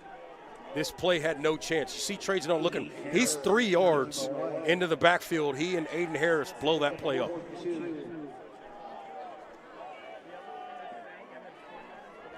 Fourth and 2. The Eagles have failed to convert now on each of their last 4 third downs, going back to the late part of the second quarter. And no Bryce Baker on the field either. They may end up taking a timeout here. They look a little disorganized offensively. Murray receives the direct snap and again has nowhere to go. He's brought down, and it's a turnover on downs. They tried to outrun this defense to the right side, and there was an answer for it. TJ Davis now playing the other side. He's on the left side. Look at him. He takes out 2 guys at the edge there. They're never able to turn the corner because he sets the edge, and then his teammates come clean the play up. Excellent job by number 0 in green. It allows Will Matheson, the senior, to make the tackle, and a short field for Weddington. It begins at the 31 of East Forsyth. And they come out empty here. Maybe a jet sweep or a pop pass here. Fee fakes the underneath throw, goes over the middle. He's got Javon Barber for 6. How about Fee? Nice pump fakes outside to Barino, and they get one-on-one coverage in the back. Seam, touchdown.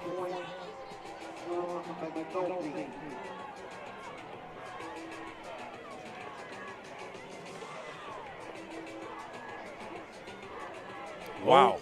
Owen McNulty looking to make this quickly a 24-point game.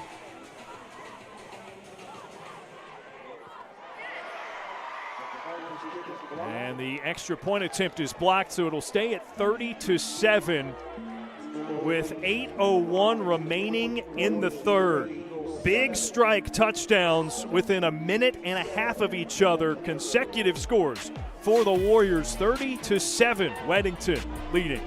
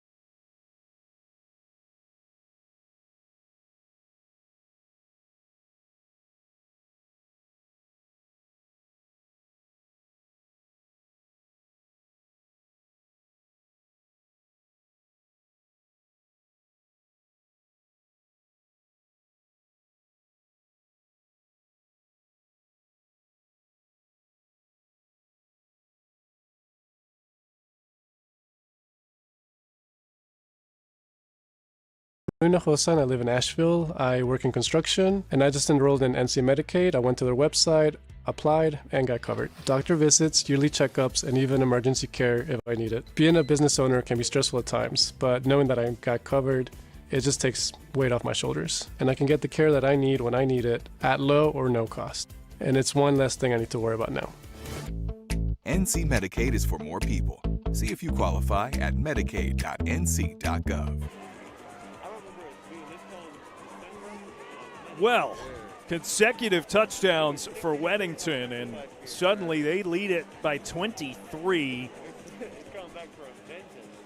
In the fourth round of the NCHSAA state playoffs, East Forsyth with a steep mountain to climb with 8 minutes remaining in the third quarter.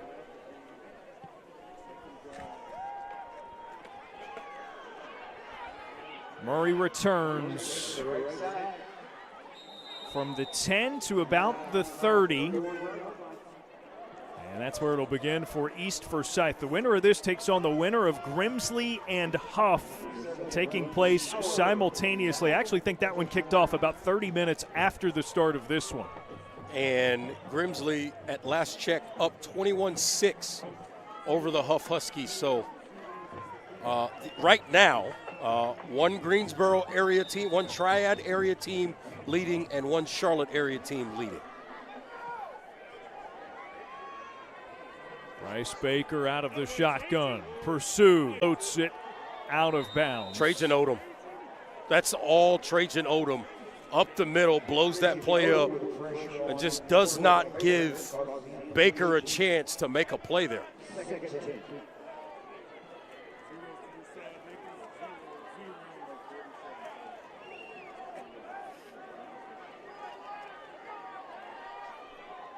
It'll be 2nd and 10. Look, Baker's had a tremendous year. Weddington is making it very hard for him to do the things he normally does. Plenty of time to throw. He hits J.P. Gilchrist for the first down, and then some, pushed out into plus territory. It's another first down brought to you by 988lifeline.org. A call, text, or chat, 988-24/7. Let's get through it together. And there's an example. You give Baker a little bit of time. He's got the receivers. He'll make some throws. He's just got to have time. From the 47 of Weddington, 1st and 10. Baker. Aiden Harris. Ripped down to the ground. Another Aiden Harris sack. This defensive front, they just are doing whatever they want up front. Just a 3-man rush, and then they bring a late Barger off the edge late, but it's really just a 3-man rush, and they're getting home every time. I shouldn't say every time. They're getting home on a consistent basis, really making life miserable for Baker. Well, you said it. It's not every time, but it's consistently enough to where Baker doesn't have a clean pocket 2 plays in a row at any point. That's exactly right. It's hard to get in a rhythm as a quarterback if you don't have a clean pocket. He drops back on 2nd and long, and it's overthrown. Gilchrist was covered up by Caleb Hill.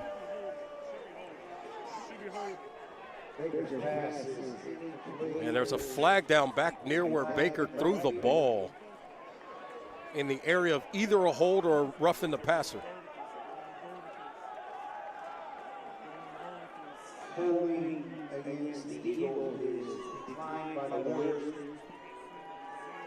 So the holding penalty declined by Weddington, and they want the down to advance rather than the yardage to continue to back up. This makes it 3rd and 21. Yeah, there was no benefit to 2nd and 31 there. You go 3rd and 21, it's difficult enough. That area of the play sheet is not long. There's not a ton of calls in the 3rd and 20-plus category. This is the 2nd 20-plus yard 3rd down for East Forsyth in this half already. Screen play. Murray catches near the line of scrimmage. A flag came out from that far sideline as well.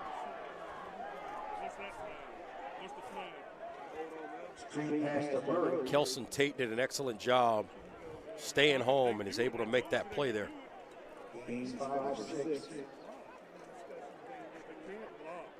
We'll see if this affects the offense or the defense.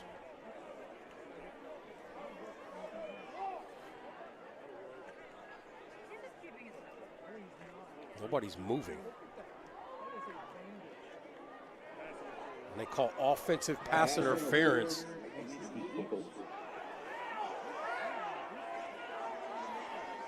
And that is also declined. So now it will be 4th down. So likely that means somebody started blocking before the screen pass was completed. That's what that has to indicate. I didn't necessarily see it, but that's what it has to be if that's going to be the call there.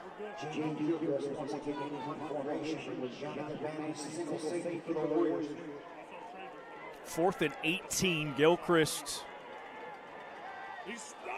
throws it, hits Jalen Murray for the 1st down. Again, the fake punt pays off for the Eagles. And this is an area where Andy Capone felt like they had to be on point in this game. Now 2 1st downs picked up on fake punts. Gilchrist first time with his feet in the first half, and that time with his arm. A new lease for the Eagles. Baker hands it off, and the run play gets nothing. Corey Drew Blair. Harris. How about Drew Harris? Andy Capone referred to Drew and Aiden Harris, the twin brothers, as, quote, game wreckers when we spoke with him earlier this week. With a straight face. Yeah. No, I mean, that is a verbatim what he called them. And what a treat to coach those guys must be. Baker on 2nd and 9, gets it to Gilchrist, and he's dropped after a gain of a handful. That's a good job by this defense getting there, running to the football, because Gilchrist is so dangerous once he gets the football in his hands. We've seen plenty of examples of that tonight.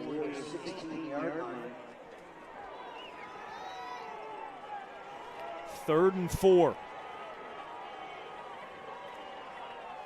Blair shuffles and brought down. That looks to be a yard short.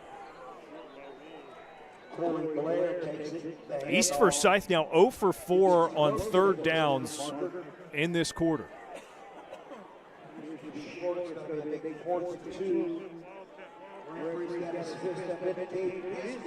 4th and 2, no Drew Harris on this particular snap.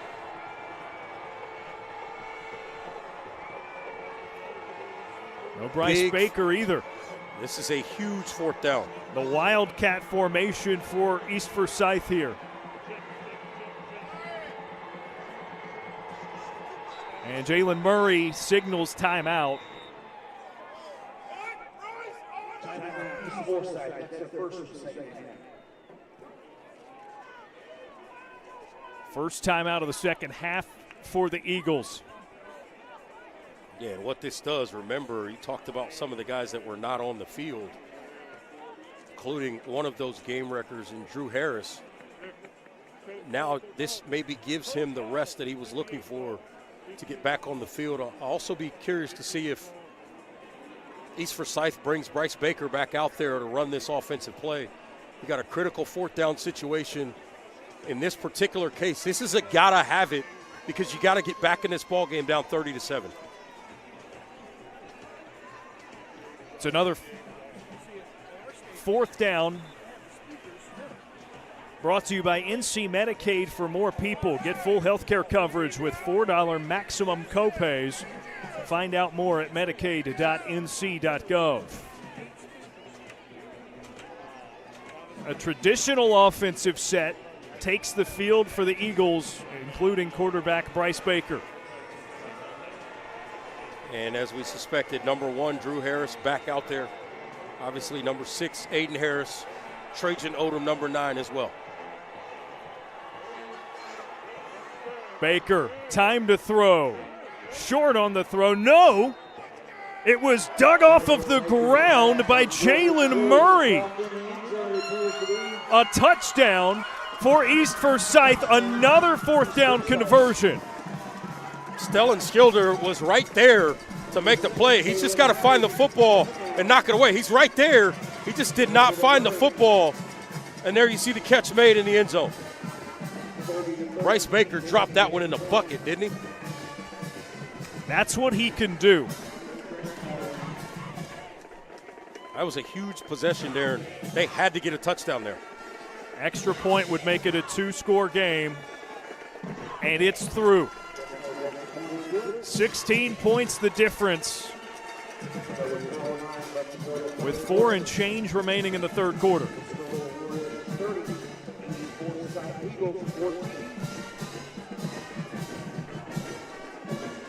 And the conversation right now, if you're East Forsyth, you're telling your defense, guys, we need a 3-and-out quickly.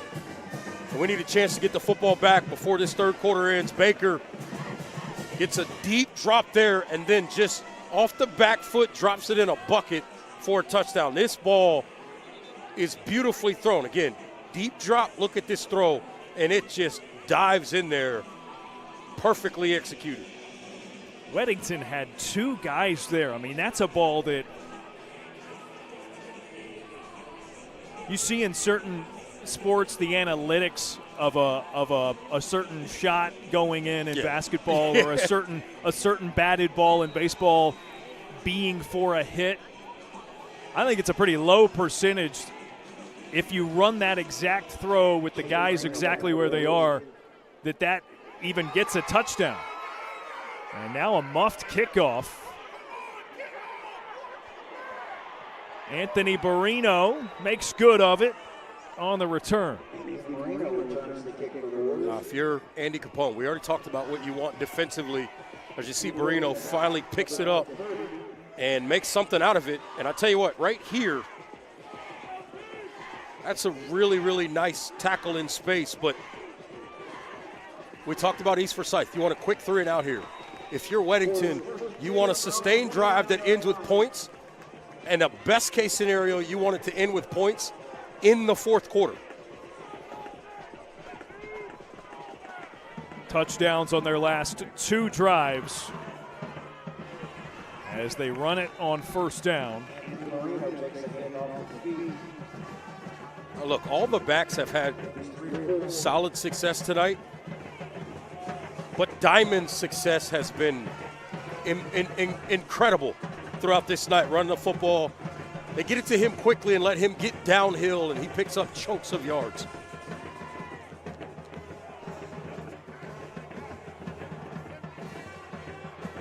And Greg Fee, a look over at his head coach, Andy Capone, changes some things up. Hands it. Barino bursts through everybody. Gets the first down. It's a nice run by Barino. He decides to go the route to the right I thought if he comes back to the left, there may be even more space right there. If he comes out the left side, he may be still running. Nice job there by Barino picking up the first down. The only question there is if you do cut left, do you get back behind the defender, which was Zion Dobson there? If you do, I think you're right. A lot of space. Marino going backwards to go forward and stopped at the line of scrimmage. Forward progress is going to go for no gain, maybe a yard here. His athleticism is the only reason he got back to the line of scrimmage. Yeah. That play was stopped.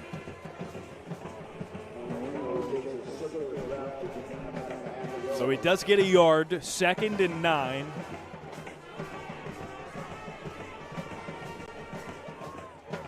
Jalen Murray just checked into the game as a safety. Barino follows a lead tackle, sheds a man, and he's wrapped up and brought down inside the 35. How about this offensive line? They've been doing the job all night. Looks like the old school Redskins counter trade look. Got a couple offensive linemen pulling around the left side. Barino works right off of those 2 blocks, picks up a first down. 3 backs, Diamond, Anson, and Barino have all been super effective for the Warriors. Fee's going to throw now, rockets it up the middle, and it's caught on a knee by John Manley. It's a nice throw there, easy, high percentage throw, efficient throw. Gets you to 2nd and short, and now it opens that playbook up. Back to the running game, likely here on this 2nd and short. Gain of between 9 and 10 yards, so this is 2nd and not even a full yard.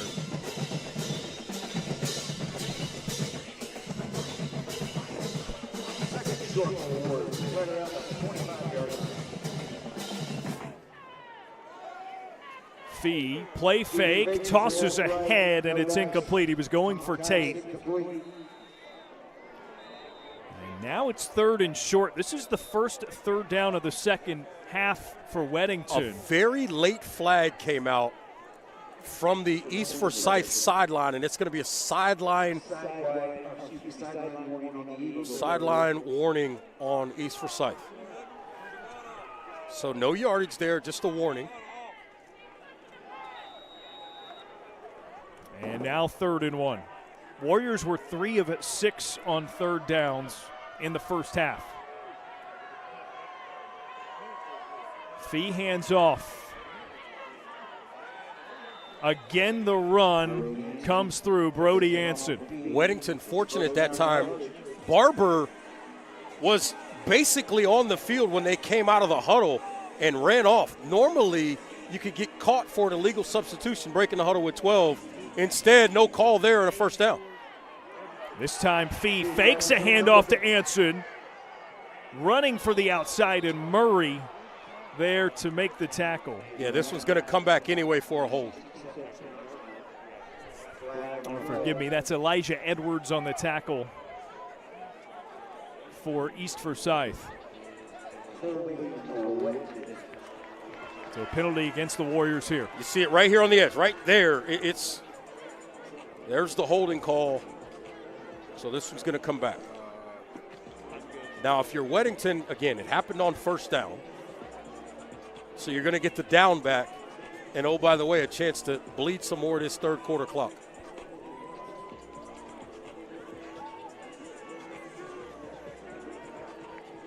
Clock had not been running there, so we've adjusted it on your screen. 37 seconds remaining in the third quarter. 37 seconds remaining in the third quarter.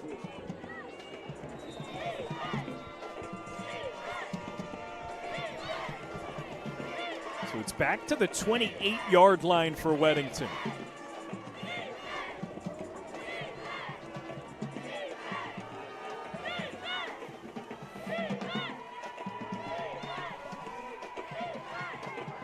Oh, a toss forward. Anson inside the 25. I love that. And the main reason why you let that defensive front start to get upfield, feel like they won, and then you toss it up underneath, and all of a sudden they're behind the play.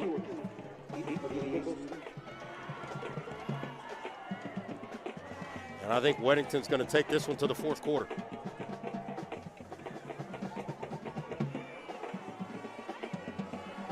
Clock winding down. We'll flip the field. It'll be 2nd and long for the Warriors.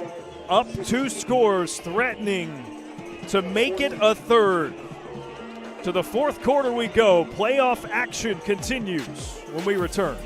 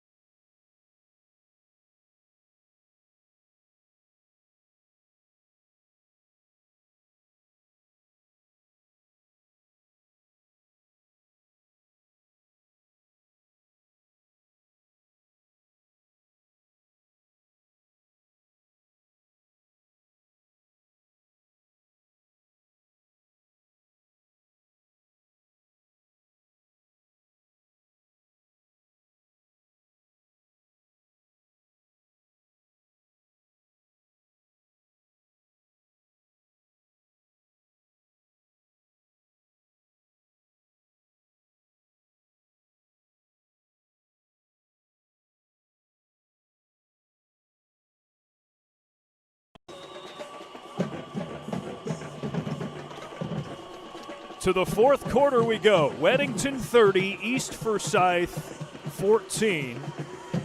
And the Warriors at the 25-yard line, threatening to score again and make this a 3-score state playoff game. 4th round at the 4A level. Greg Fee floats the screen pass. It's grabbed by Brody Anson, who gallops into the end zone. A 25-yard touchdown for Weddington from Fee to Anson. Wow, great job by Fee.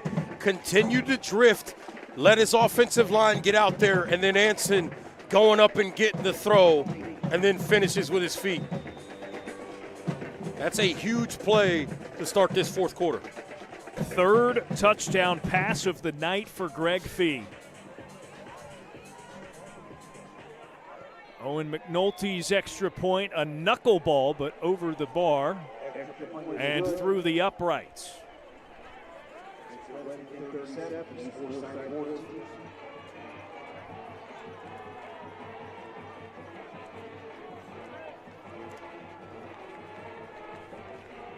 That was a major possession and opportunity there for Weddington, and they capitalized.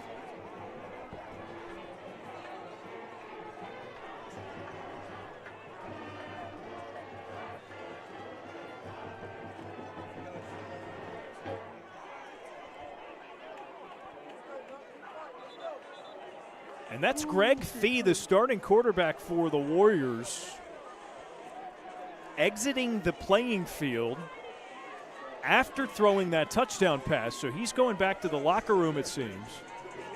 I didn't see any medical personnel. It looked like maybe just security. So potentially a situation where he just needed to use the restroom. Potentially. Don't mean to speculate, but or embarrass the guy. Right, but didn't see a medical person with him, right? Jalen Murray, a chance to return for East Forsyth, is brought down right around the 20-yard line. All right, so it's back to a 23-point game, Reg. We've talked about the need for Bryce Baker to be protected as he drops back to pass.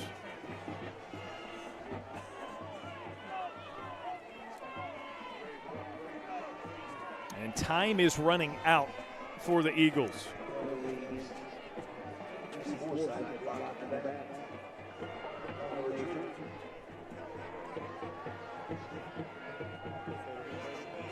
It's going to be a block in the back against the Eagles as well. So adverse field position, and you see Greg Fee is on his way back. Okay, whatever it was, could not have been that consequential.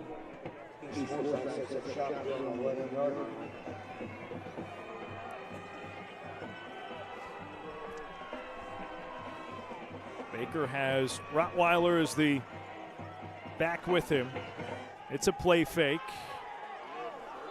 Again, overthrows Gilchrist, incomplete. Yeah, Caleb Hill playing a different technique. They had been playing a lot of press man, bump and run type coverage. That time, Caleb Hill playing a little bit more of what you'd call a catch technique, playing at 7 or 8 yards, and then closing the distance as it got to 10 or 11 yards in terms of the route. So different technique there by the defensive back. You like that there. Nice adjustment in the fourth quarter where you're trying to make sure you don't give up anything big. Safety's a little deeper as well. 2nd and 10. Baker, and it's broken up.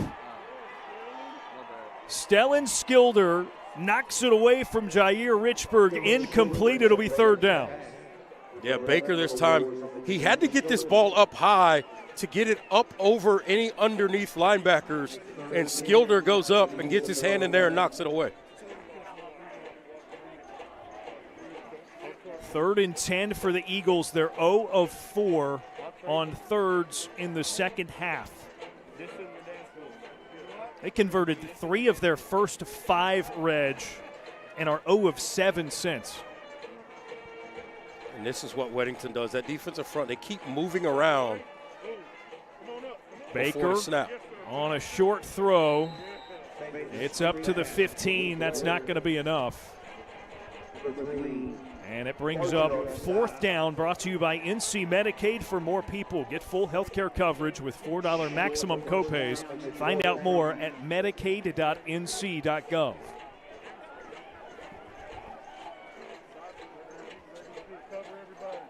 Gilchrist will once again go in formation. Jonathan Manley will have no single safety. Gilchrist rolls out from the punt formation. He throws, and it's completed. No, dropped near midfield. He had Jalen Murray. I think that's considered a fumble right now. Yeah, they are considering it a fumble, and Weddington picks it up. That is so unusual and could have been a boon for the Eagles. Now, typically, I think at the college or pro level, you see them let this play out because they can go back and review it and figure out what happened. Oh, I'm not sure he caught that football. I'm not sure he put that away. But again, there's no review in high school football, so it is ruled a catch and fumble. How about Gilchrist as a passer tonight on these fake punt situations? But unfortunately, ball this time is going to go back to Weddington. And guess who's in the backfield? Nick Diamond, as Weddington looks to close this thing out. Still a long way to go.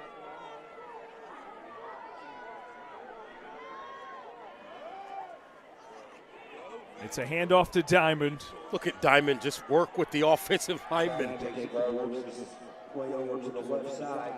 Ethan Van Order was out in front of that play. I'm pretty sure it was Van Order. I know it looked like 69. The problem is you can't be sure because Diamond had his hand on his back the whole time. Yeah. Letting him know where he wanted him to go. How about that play, huh? Gain of 8 makes it 2nd and 2. Diamond again. Bounces out to the edge. Inside move. Stiff arm of a man behind him and out of bounds. Diamond did about 99 and a half things right there. The only thing he did a little bit wrong is he ended up going out of bounds. It's another 1st down brought to you by 988lifeline.org. Call, text, or chat 988 24/7. Let's get through it together. So it does stop the clock. He's just been steady, patient. I mean, there are some guys who run for those big chunk gains like that, and it's obvious. Pass bobbled. Anson pulls it in at the edge. Dives forward and gets a medium gain. But you know what I mean? Like, Diamond is he keeps a low center of gravity. He's patient.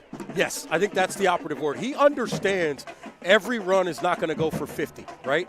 And I think anytime backs understand that and they're willing to just press the hole where the ball's supposed to go and then see what happens, that's where you see great backs have good nights. Here's Barino. Dragged down from behind. Isaiah Edwards makes the tackle and prevents what I think otherwise was looking to be another first down. If you're Andy Capone, you're confident that your offensive line can pick it up. So you take that as an opportunity to burn another 35, 40 seconds off of this clock.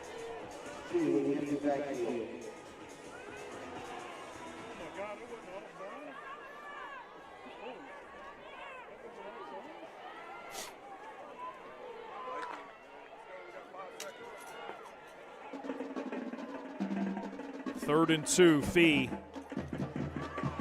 Batted up into the air, and it's intercepted. Robbie Whitney reels it in for East Forsyth.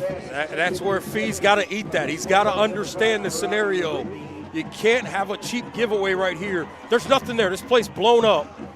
You got to eat that one. You cannot throw that one into traffic and create that. I'm not quite sure who the receiver would have been there either. Yeah, was there somebody on an underneath route? Maybe he was just trying to eke it over top of the trenches. Meanwhile, a run stopped dead in its tracks, and again, it's Aiden Harris. Aiden Harris just off the line of scrimmage. The offensive line had no chance blocking him. He split 2 offensive linemen before they got out of their stance.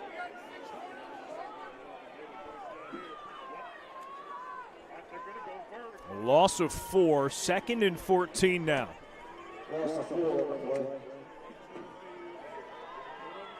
Baker hesitates, throws down the sideline. It's caught.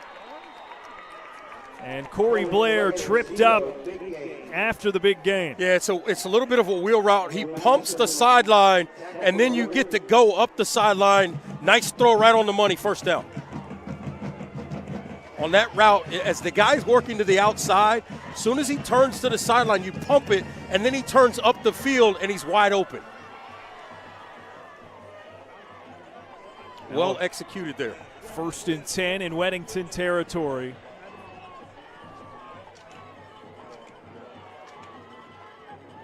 Baker hands off. Here's Rottweiler, finds a hole, and he's inside the 25. And if you're Weddington, you'll take that.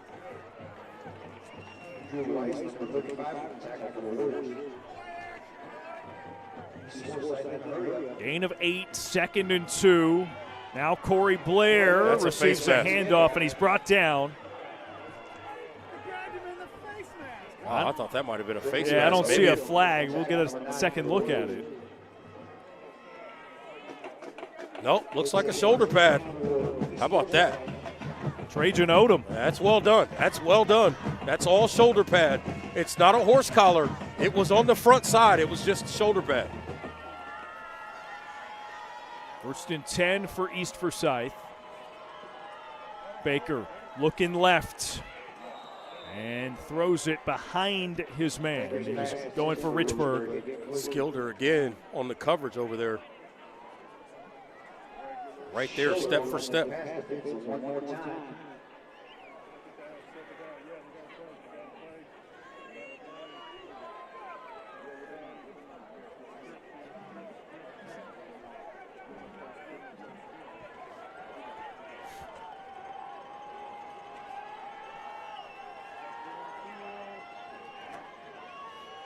2nd down. Baker flushed out. Throws off balance, tipped, and incomplete. T.J. Davis was there.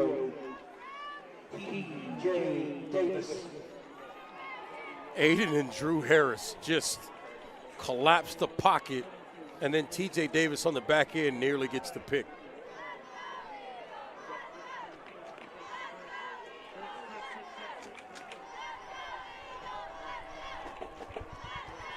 Sometimes the Harrises have defensive series, and it makes you wonder how Weddington's given up any points this year. Well, the other thing is it makes you wonder how Weddington practices. You got to. It starts to make sense that the offense has been so good this year, too, because that's the guys they practice against. Baker over the middle, inside the 5-yard line. Jalen Murray caught it. Looks like he's slow to get up. Yeah, he takes a big hit back there from number 21, James Colonna. First and goal for East Forsyth. Now he and Gilchrist come off.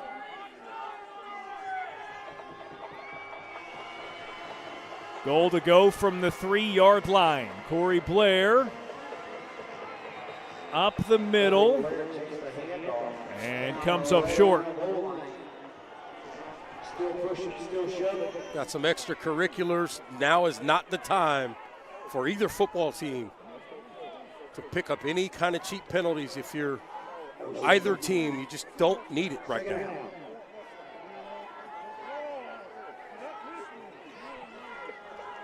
Second goal appears to be inside the 1.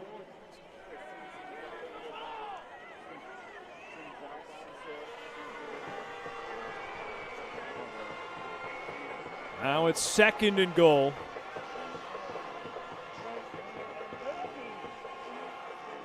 Baker rolls immediately.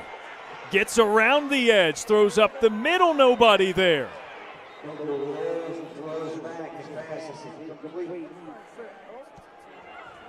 It's interesting because the only person in the area there was number 56, Steven Stevenson, the tackle. He didn't go up to get it. I think he was maybe motioning that he was not eligible, but it's going to be a formation or procedure penalty against the Eagles either way.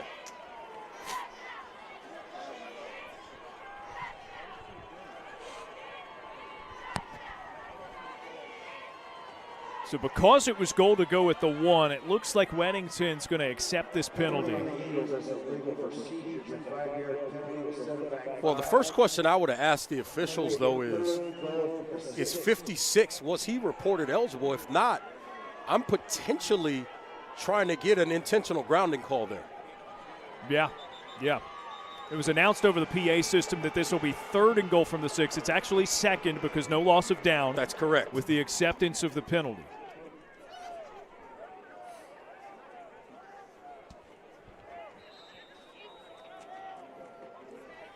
Keeping on Jair Richburg down at the bottom of your screen to the left. It's the spot where they like to go to him. Matched up again with number 11 in green, Stellan Skilder.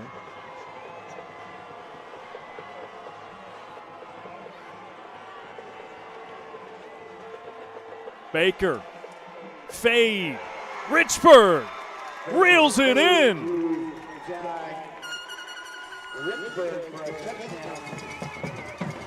Good throw, phenomenal catch by Richburg. Nice release. They just throw the fade ball, and he goes up higher than the defender can go and makes the grab.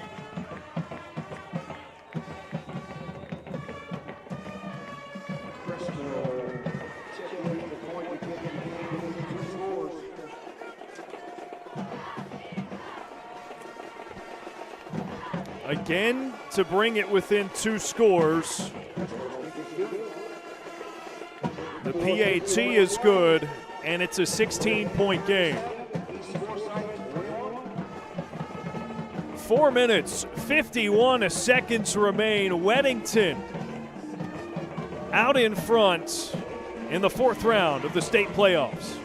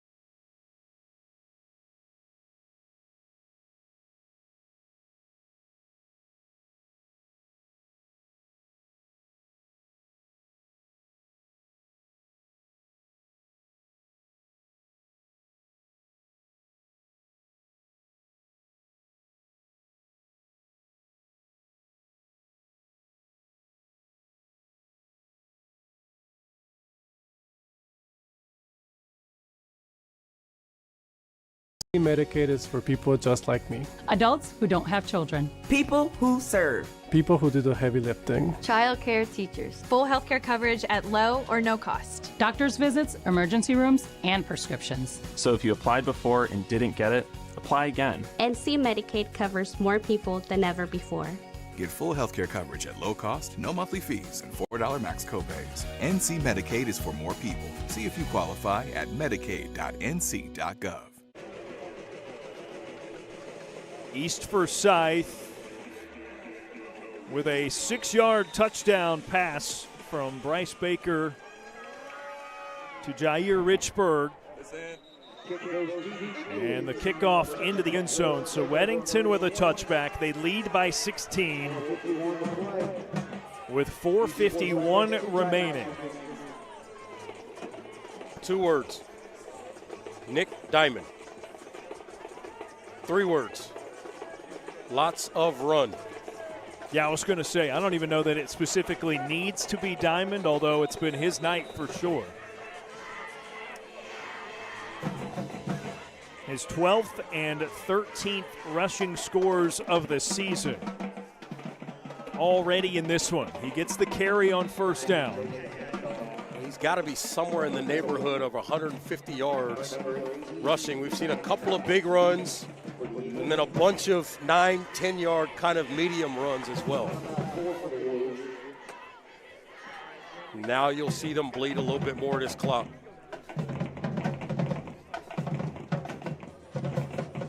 East Forsyth, 2 timeouts remaining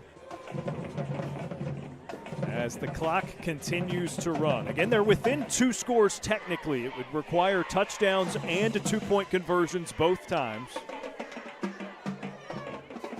Diamond battles through. Steps inside of the defender, Dobson, and gets inside the 40-yard line. That's a great job staying in bounds by Diamond. Steps through, nice blocking up front, runs through a couple of tackles, and then speed here. Watch him go back to the inside to make sure he doesn't get pushed out of bounds and stop the clock. And there it is again, another Nick Diamond run that flips the field. Now at the 38-yard line of East Forsyth. That one probably sealed it. Anthony Barino now the back for Weddington.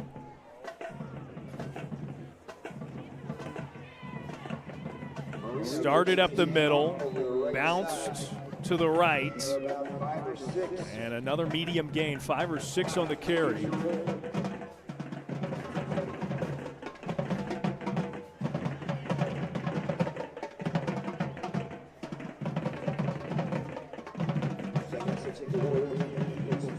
And Reg, there's already almost 2 minutes off the clock in this drive for the Warriors.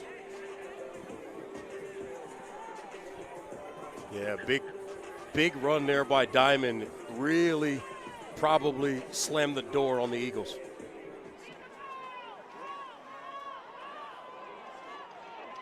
Barino, the hesitation, breaks through more tackles, and he's inside the 15. Barino, nice job here. Love how he works it out. Now, see, he's trying to get back inside as well to make sure he doesn't get pushed out of bounds. Again, the winner of this faces the winner of the 1-seed Grimsley hosting Huff tonight. Huff trailing that game right now 21-13. 21-13 in the second half. So something to keep an eye on there as to who's going to play the winner of this game right here. 2-score game here at Weddington, 1-score game at Grimsley. A toss to Barino, and he stumbles, chased from behind. Solomon Brown making the play defensively for the Eagles. But he was in bounds, so the clock continues to run. That's the key. That's the conversation. Just stay in bounds and hold on to the football.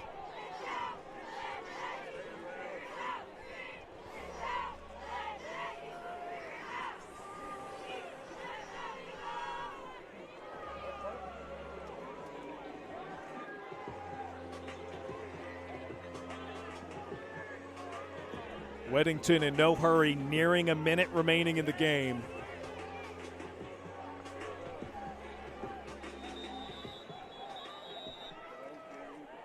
And now the Warriors will take their first timeout. Darren, we talked about it at the top of the show. This was obviously a big game for both teams. Neither team had lost a game all season long. In fact, this is Weddington's. If they go ahead and close this game out, it becomes their 19th straight win dating back to last season. It's been well over a calendar year since they've lost. Andy Capone tells us every year,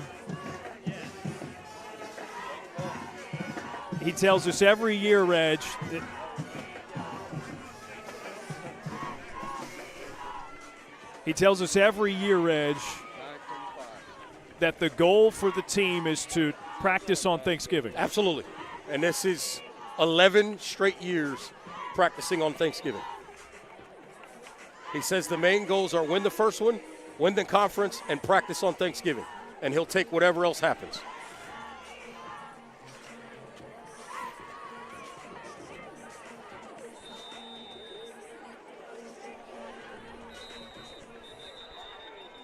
Direct snap to Diamond, or no, I guess Fee ended up getting that. And now it's a timeout called by East Forsyth. Wow.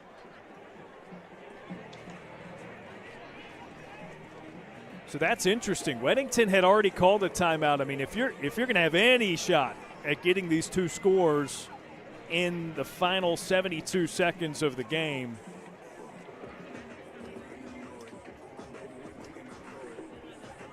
and you hate to say it's a wasted timeout, but it's a timeout that didn't stop a running clock. That's exactly right.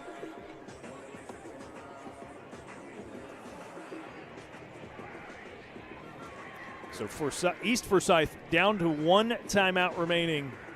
1:14 to go.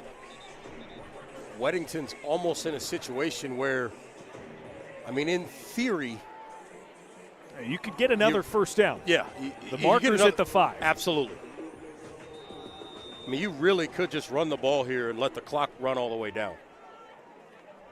Snap. Tapped by Fee, pulled in by Diamond, so that one was more of an unintentional direct snap.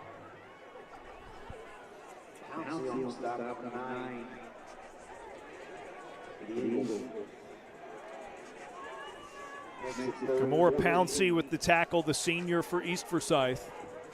Clock continues to drain closer and closer to zeros across. If you're Weddington, you could, in theory, kneel this and call it a ball game. But again, there it is. There's the kneel now.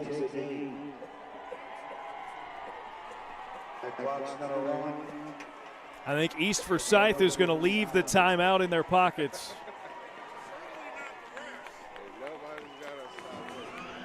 And Weddington wins the battle of the undefeateds. The Warriors advance to a regional final next week and the 5th round of the NCHS AA football state tournament. They will face the winner of Grimsley and Huff. If it's Huff, it would be here. Yes. If it's Grimsley, it would be in Greensboro. An impressive effort by the Warriors. Yeah, it was an incredible effort by them in this ball game. This is an East Forsyth team that's really, really good. They can score a ton of points on offense. Tonight, just not their night. This Weddington defense up to the task. The Weddington front 7 and company gave Bryce Baker, the quarterback for the Eagles, all they could handle. And they win it by 16, 37-21. So for Reggie Walker, Brady Pugh, producing and directing, the rest of our great crew here at Weddington. Final score again. Warriors beat the Eagles of East Forsyth 37-21 and move on to the next round.